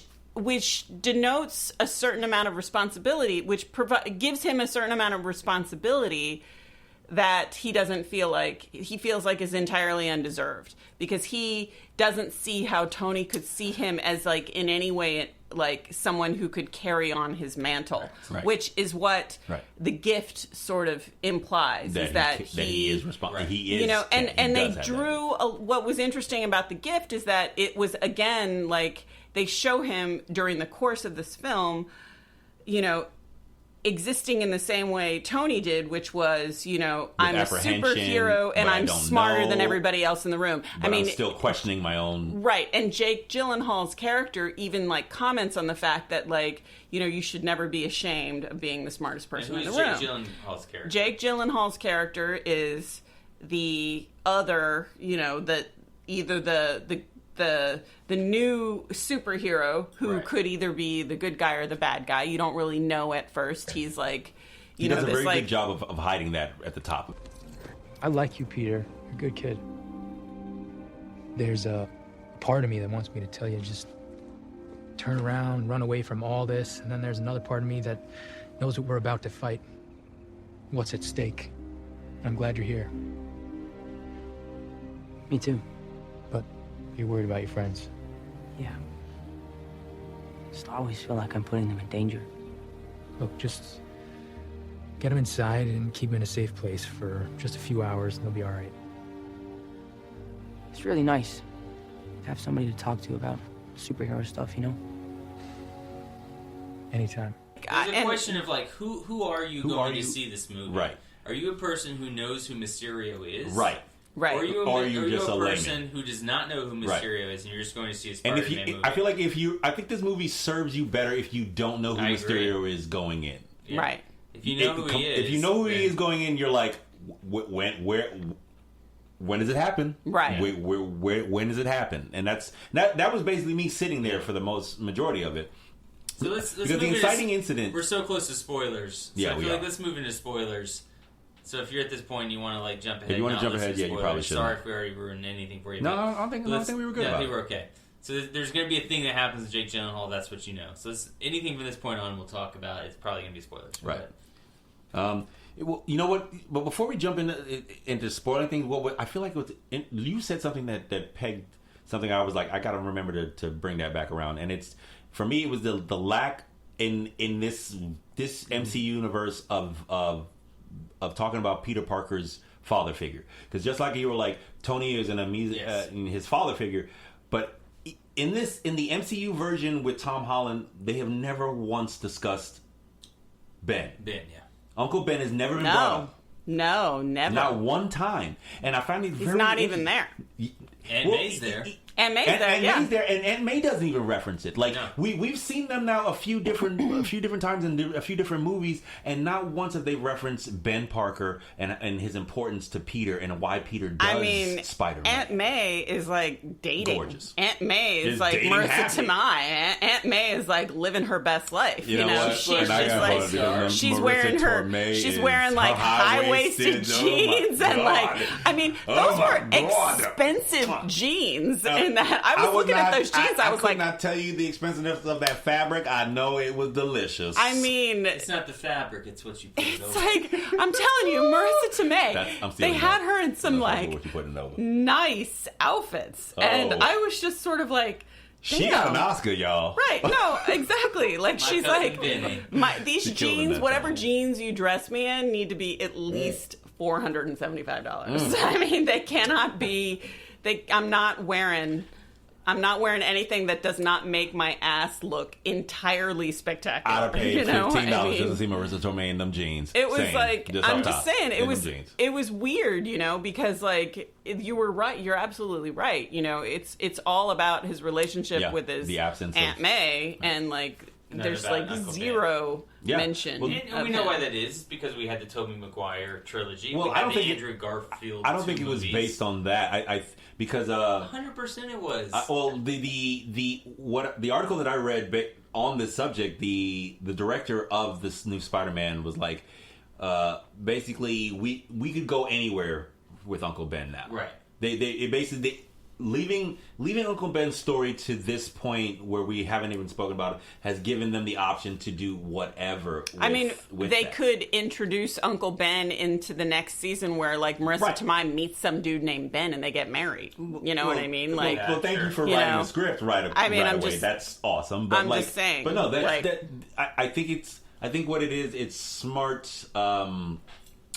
strategizing by people who are making these movies to linchpin together. I mean, there's the post-credit scene, and this is jumping way towards the end. Right. One of the post-credit scenes. Which one? The first or the second? Because the second one is pretty light. The first. Okay. And this is even the details. We'll go back to it. The J. Jonah Jameson, played by, what's the actor's name? C.K. Simmons? J.K. Simmons makes a cameo in this movie. Yeah.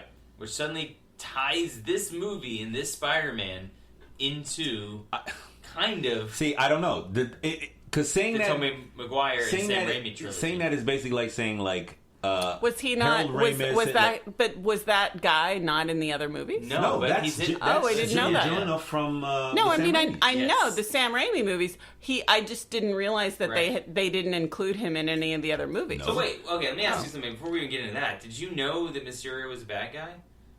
I mean, yes and no. I couldn't remember. I mean, I vaguely recall the character, and he's got this like dumb name and fishbowl head, so he seems like he's probably the bad guy. I mean, it was just like it was. Well, I mean, I only vaguely recall the character from like, because I wasn't really. I only vaguely recall the character in the sense that I am aware of the Spider-Man universe and these but like varying it people. Wasn't so much my interest. Like I read Vertigo comic books and Image comic books. I mean, I was not.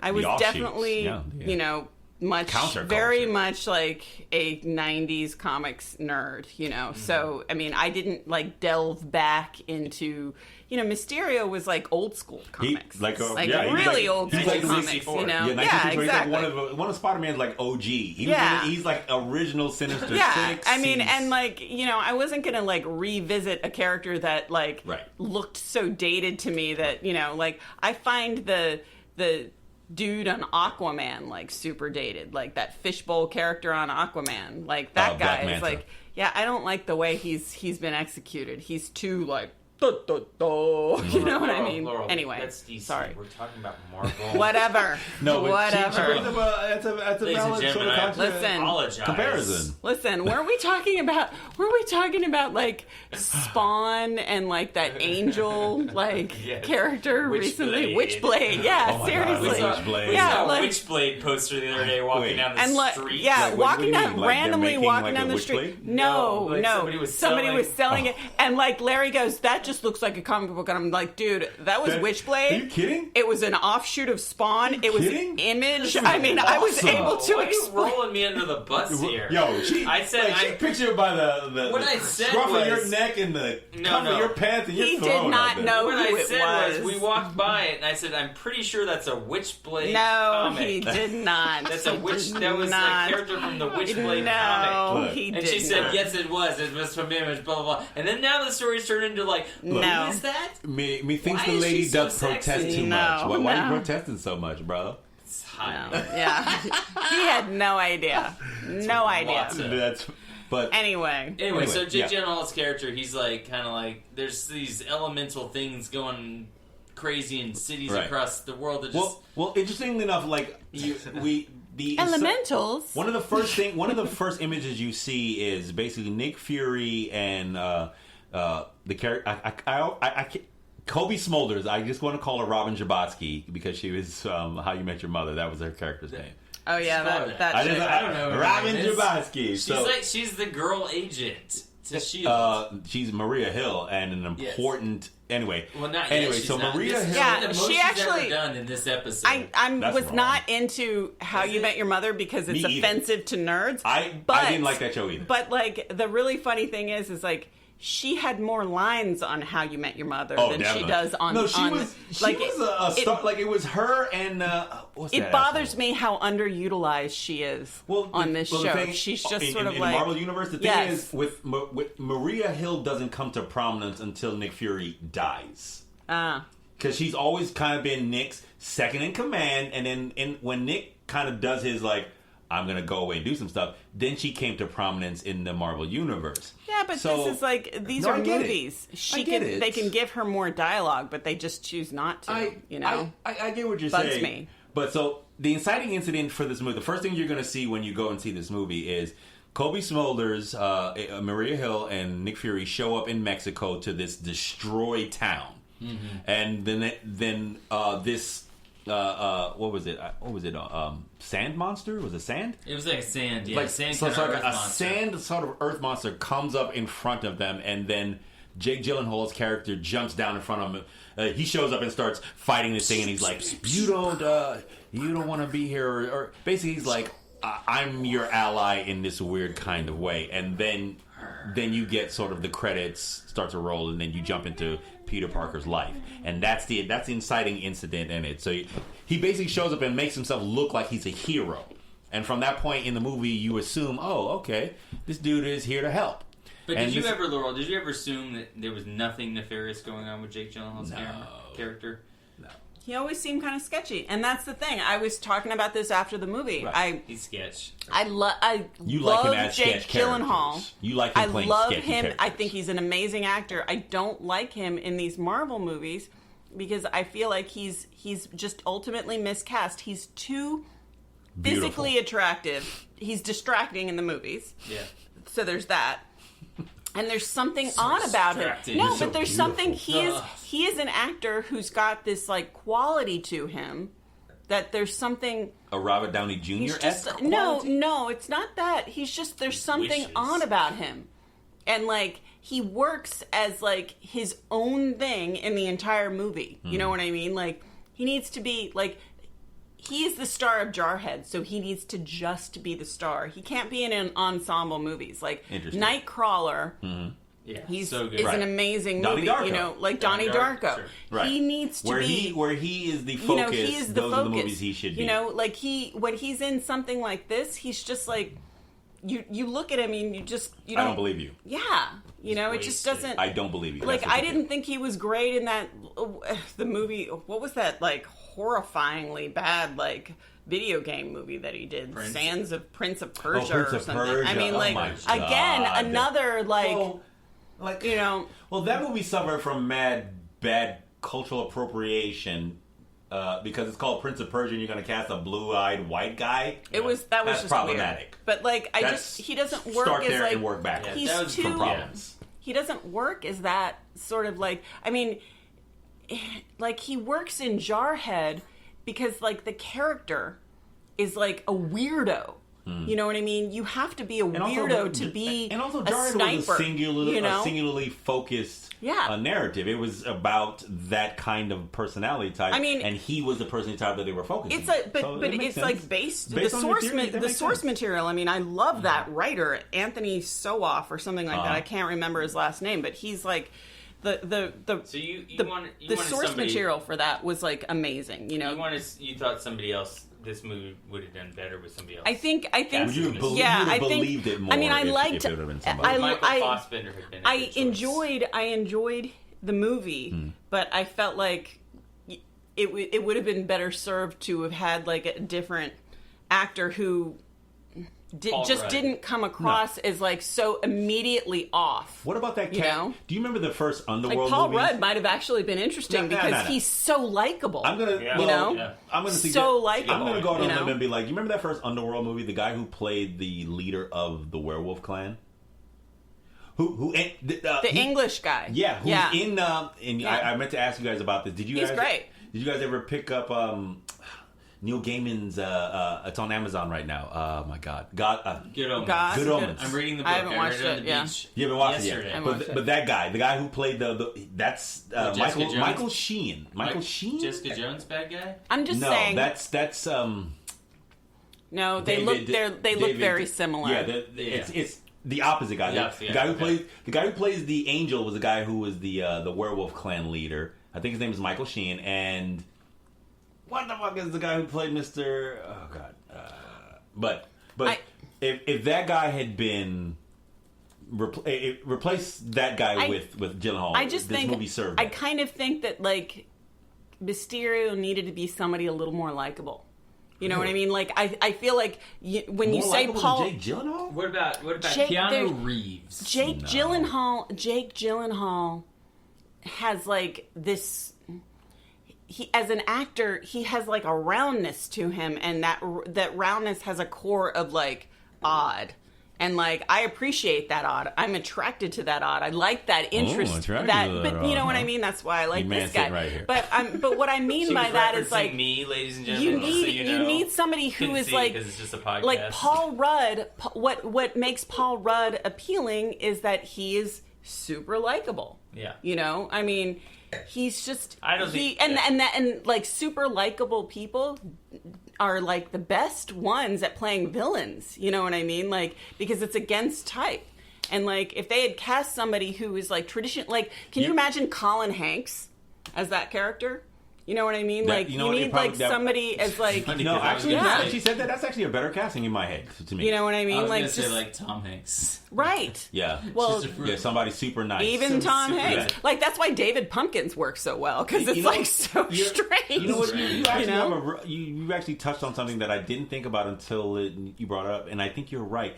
I think the whole time, because I was waiting for that character to flip the whole time, I found a lot of what Jake was doing initially kind of disingenuous. I was it's insincere. He feels insincere. Yeah, you seem like let's go down to the pub and have a beer and talk about the girl you like. You need to throw somebody in there that is like absolutely. They're basically cast as like the sincere person. You made a good solid point. What are you want to interject so bad? You're grabbing her hands. No, I'm grabbing her hands so she stops clapping. No, I love it. Punctuate your shit. Punctuate your shit. What you have he can't help himself. You have a choice to make when you go and making this movie. Okay. You either hide the identity of who Jake Gyllenhaal's character is. What do you mean? Like that he's a villain? Through the trailers and the fact that he's a villain. They did a very good job about that, I feel like. Not really. You don't think so? Well, we knew who we knew the basis of what that character was, but they never showed us. We knew that Jake Gyllenhaal was Mysterio. Right. So anybody who knew who Mysterio was kind of already was clued in. Right. We're already so if you know, it's basically like if you've read any of the Spider-Man stuff, or you know, right, in if general, you know anything about the character, right, you know this going. They could have even hidden that. Is my point. See, you know what honestly, I felt like they did it because I knew the character too, but they still had me feeling like, oh, well, maybe Marvel's going to flip this character. Maybe they're going to do something a little off to it. Yes, and they didn't. They didn't. I thought they might too. Well, I was like, what is the twist here? And there really wasn't a twist. I think what was really cool is that they did this sort of like 3-card Monty thing with the elementals, making you feel like, oh, maybe the elementals are this. But we never thought that. But if you know this character, you know that he's about illusions and he's about like tricking people into believing that he's something that he's not. So you were like, for me, I came in wanting Marvel to do something different with this character, but then when they didn't, I was like, oh, okay, that's okay. That's great, fine, all right. Perfect. But during the course of the movie, while I'm watching it, at one point I whisper over to Larry, Doesn't this seem more appropriate to Doctor Strange? I mean, wouldn't Doctor Strange be the more appropriate superhero to call on to fix this situation? And what I said to you was, hey, yeah, well, maybe, but Doctor Strange, they said that he was doing something else during the movie, and there's also Doctor Strange 2 coming out, also this so match. maybe that's what he's doing during this time period. Also, this isn't like, it may look like it's like supernatural, like that's sort of thing. It looks like a super, but it's not. This is actually tech based. So so Doctor Strange wouldn't have been a good guy for this because he would have been like, oh, the motherfucker's not doing magic. Here we go. Boom, boom, boom. Shut it down. It would have ended. It would have ended like you would have like roll credits. The fact is we're that done. this guy Mysterio, Quentin Beck, works with illusions, and he's able to trick Spider-Man. And one of the things is like, they actually do what they did in that second Spider-Man where they question his abilities. Because remember that there's all this talk about like his spider sense and it being His like Peter Tingle. Yeah. You know what I'm saying? And in that second Spider-Man movie, which I can't even just like the part of it was like he was losing confidence in himself, so his spider powers didn't work well, so he couldn't even like his web wasn't working really well. So like a lot of that kind of they do a little kind of like a little shadow play to that, and I didn't think about it till now, but it anyway. Well, it references, other movies as well. It references the first Iron Man. Right. It's like Iron Man and Tony Stark are like a huge shadow over this movie. Right. Deliberately. And they're supposed to be. Well, it starts with him. Other than after that first image of like Jake Gyllenhaal showing up Talk like about the opening. hero. The opening is it's a school announcement. High school montage. A montage of Whitney Houston. It's in memoriam. It Bodyguard style. It goes in memoriam with Whitney Houston singing I Will Always Love You. Yeah. Dolly Parton. And then song. you get yes, Dolly Parton. Laurel, we know it's a Dolly Parton song now. Thank you. You made that point very early in the theater. Yes. Dolly Parton wrote this song. Rob, did you know that? How did you not know that, Rob? I thought you were a Dolly Parton fan, Rob. But no, it was. It's true. It was good. I don't even remember. Funny because it's true. Let me ask you something. Sure. So we'll wrap this up soon here, guys. I know we're tired and it's hot. It's more hot than I'm tired. When he was doing the illusion, before he got Peter Parker to give him the glasses so that he could use the drones, right? What was he using to create damage at that time? That whole team. Yes. That whole team is what he was using to create damage at that time. Because right after he's like, we good?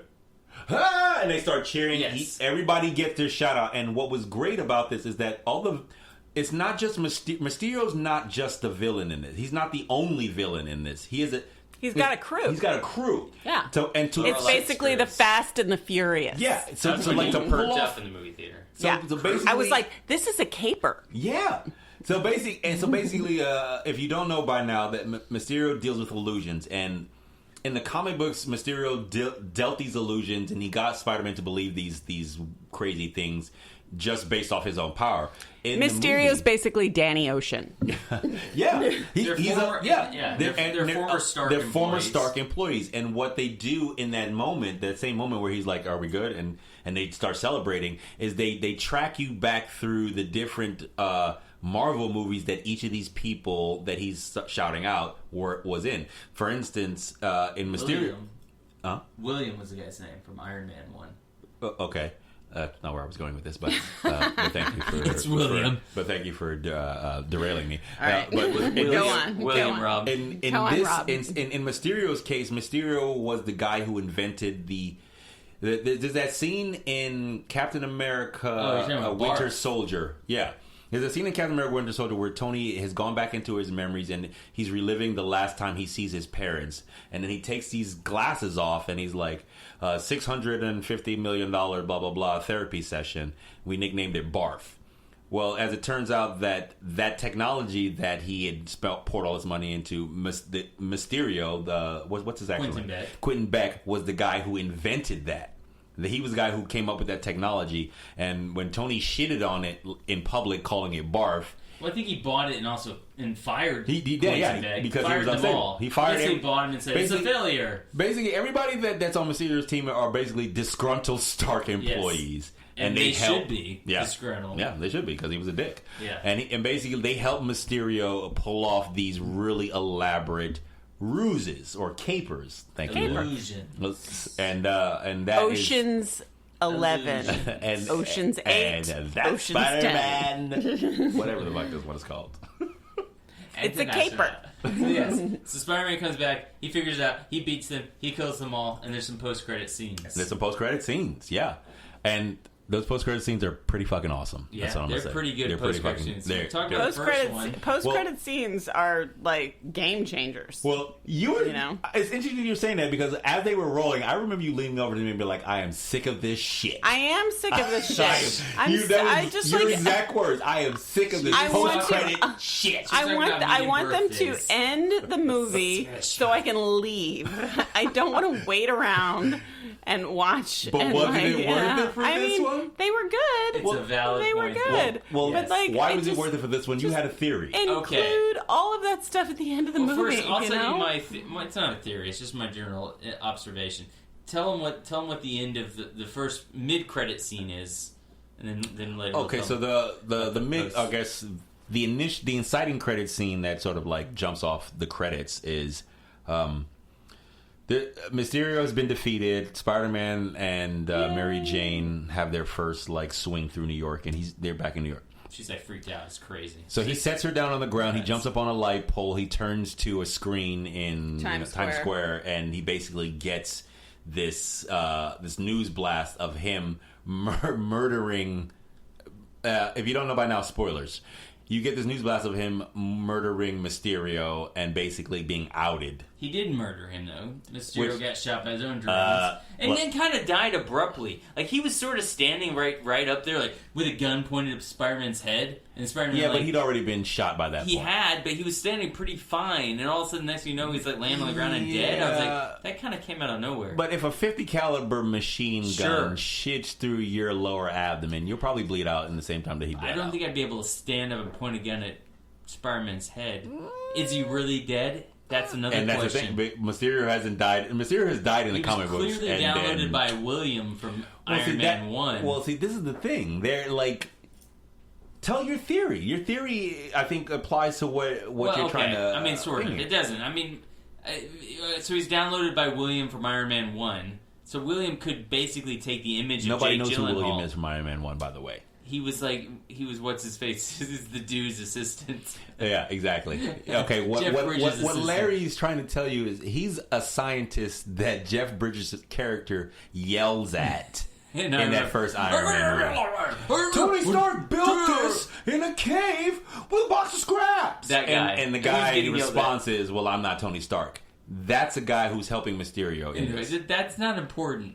I'm just saying one of his flunkies downloads something from that you don't know at the moment when he dies, which So- is probably the imagery that you end up seeing in that in the last post-credit moment. scenes, and also maybe the ability to mimic Jake Gyllenhaal. So in future installments, anybody can probably get behind the Mysterio character. No, I don't think that's the case because all of this relied on him getting access to Edith. Yes. Getting access to Tony Stark's network. But he was still creating believable illusions before he had With those specific people who were doing that, Right. but now he's so how dead. how important of a component is he to that process?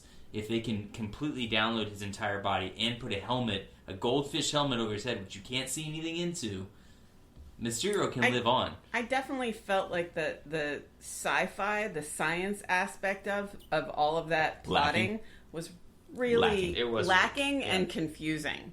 Like none of it really made any logical sense. A little bit. It was. And so I just remember just not following it and not caring. You know So what you I were mean? just like, Because, whatever, that makes sense. I'll just keep going. Yeah, exactly. Because Okay. none of it made any kind of coherent sense Well, whatsoever. see, honestly, you know? you're also coming from it from someone who's only seeing one. You never see Homecoming. Yeah, but I tune out when it starts science not doesn't make making sense. when they don't live up to the science aspect of it. When they like make it not logically and coherently make sense as like what Right. No, I how get it it. would I how get it it. would actually Which happen. is kind you of know?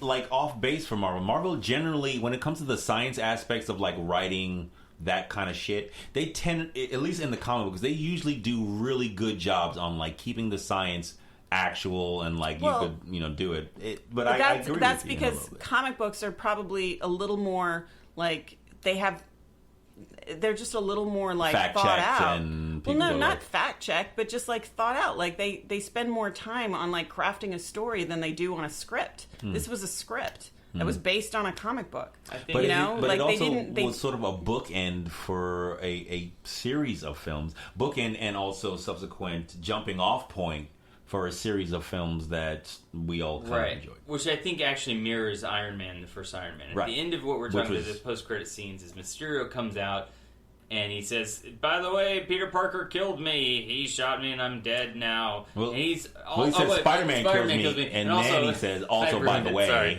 And also, by the way, Spider-Man is Peter Parker! Right. And then Peter Parker grabs his face. He's like, "Oh my God, Home Alone, no!" Right. I mean, Cut to... Like and that's the end of the... that's the initial post-credit scene.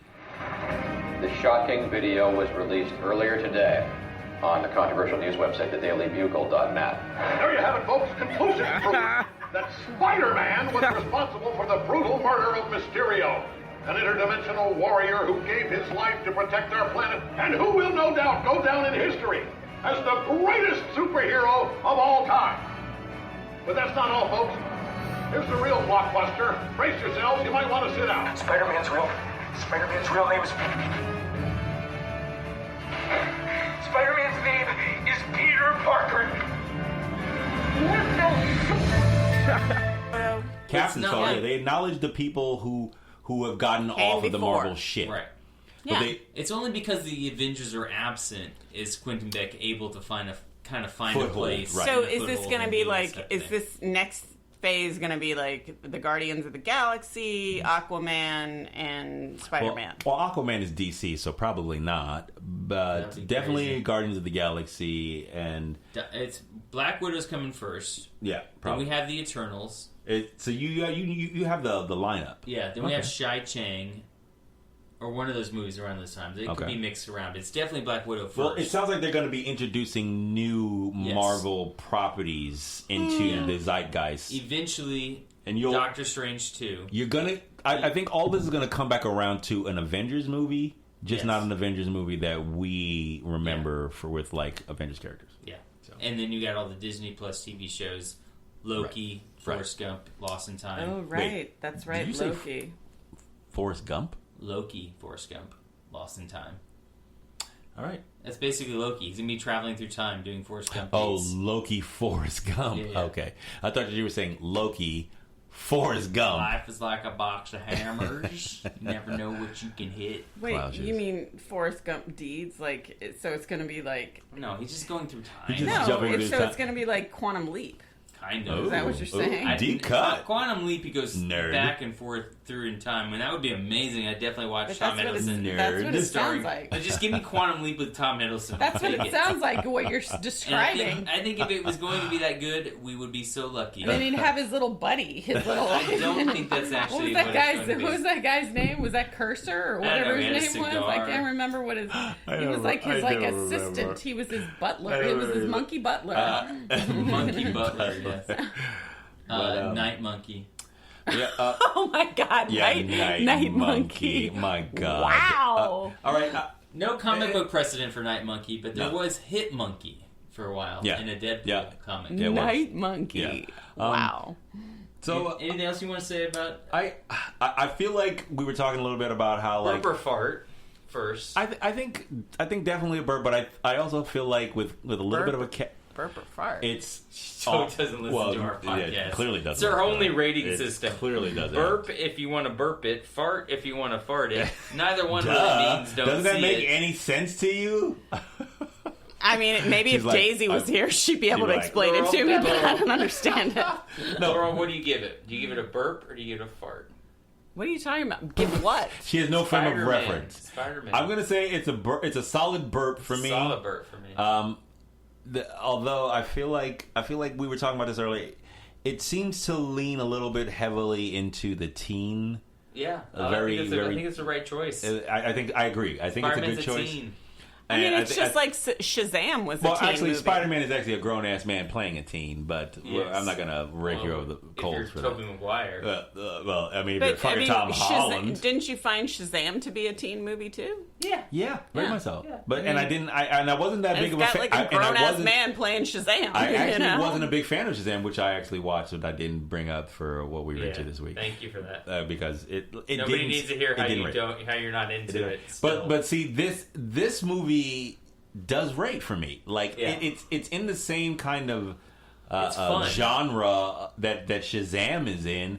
But I related more to this movie than I did to Shazam. Like Shazam, I was like, this is lackluster and not very fun. Whereas most of Spider-Man for me was completely entertaining and a lot of fun. Yeah. Even the point in the movie where like MJ and Peter, if you spoilers, MJ and Peter kiss for the first time, and the row of girls behind us are like.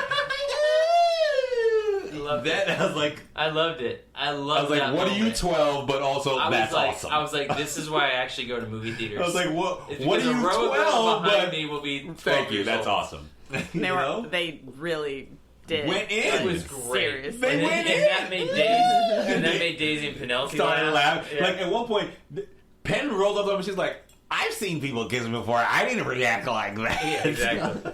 Like, just wait till you're with a whole bunch of girls, see what happens. It was great. It was great. It was a burp for me. It was. I would say definitely go see Spider-Man in the theater, but most people are. This is going to make money. Marvel, they know. They know. Yeah. Burp apart, Laurel. I mean, I refuse to answer in I will that not way, stoop but myself. I did enjoy the film. Okay. That I did enjoy the film. I did not know you've not seen Homecoming. So I went to Buffalo. I went to Buffalo. Listen, I went to Buffalo Exchange today. Got Larry a couple of shirts.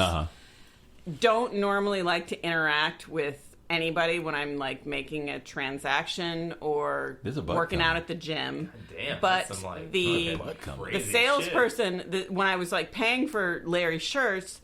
The salesperson felt obligated. Please don't speak. Just let me finish. The salesperson felt obligated to interact with me and like chat me up. That's how most people And so feel he when was they like, sell shit. "So, what are you doing this weekend? You got any plans for today?" And I said, "Well, we're gonna go to the movies." He's like, "What are you gonna go see?" And I said, "It's my husband's birthday. We're gonna go see Spider-Man." He's like, "Yeah, that's supposed to be really good. A lot of people really like that movie." And I said, "Yeah, it's what my husband wanted to see, so we're going to go see it." I was like, "Have you seen it?" He goes, "Nope. Not going to see that. Looks totally dumb. Not going to see it. I don't really care." And I was like, wow, that's a lot of information. You just chatted me up, and then you were like, don't really care. And I was like, took my receipt, and I was like, thanks, and I left. And I wasn't even after sure. The movie? No, this is before. Oh, I was like kind of impressed with his like honesty. Like he like literally like was asking me about what I was gonna do, and then when I told him, he was like, "I don't really care. Not into me. Not gonna see that because I really don't care." And that's the thing. I mean, a lot of people don't care. Did you care? I did. You cared. I did. I enjoyed it. Right. Like I went and I hadn't seen any of the other ones. Right. And but the reason that I cared was because I did see this character in the Iron Man movies, Endgame, and I thought I liked him. I thought he was a good Spider-Man. He worked for me as Spider-Man. Is he better than Tobey Maguire for you? That's just a different Spider-Man. But I enjoy this character as Spider-Man. I don't think it's when you're talking about, because they've made 3 separate Spider-Man movies with 3 separate Spider-Men. If I take this real gun and literally put it in my at head, your head, it's real and it's literal and it's is he at better? your head. Is he better than Tobey? Yes, probably.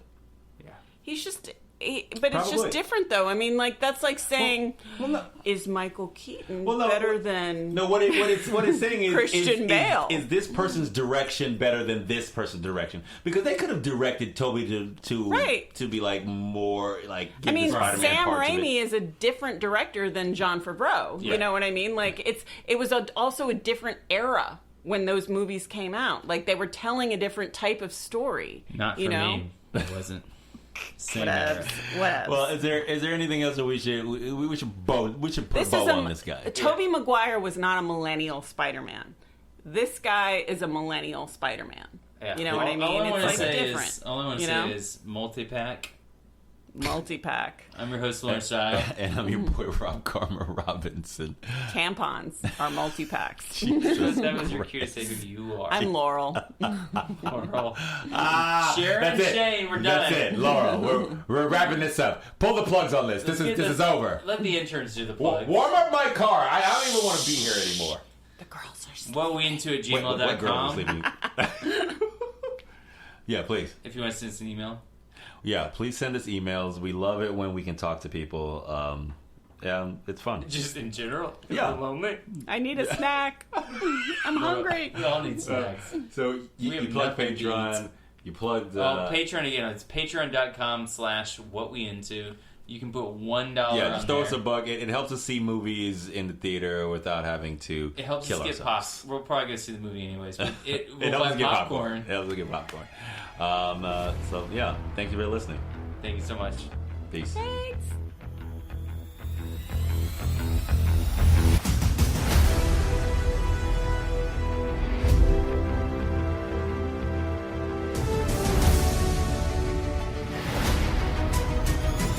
I mean, I've known first and I've known longer, but it's not a competition. Cool. Yeah. Cool.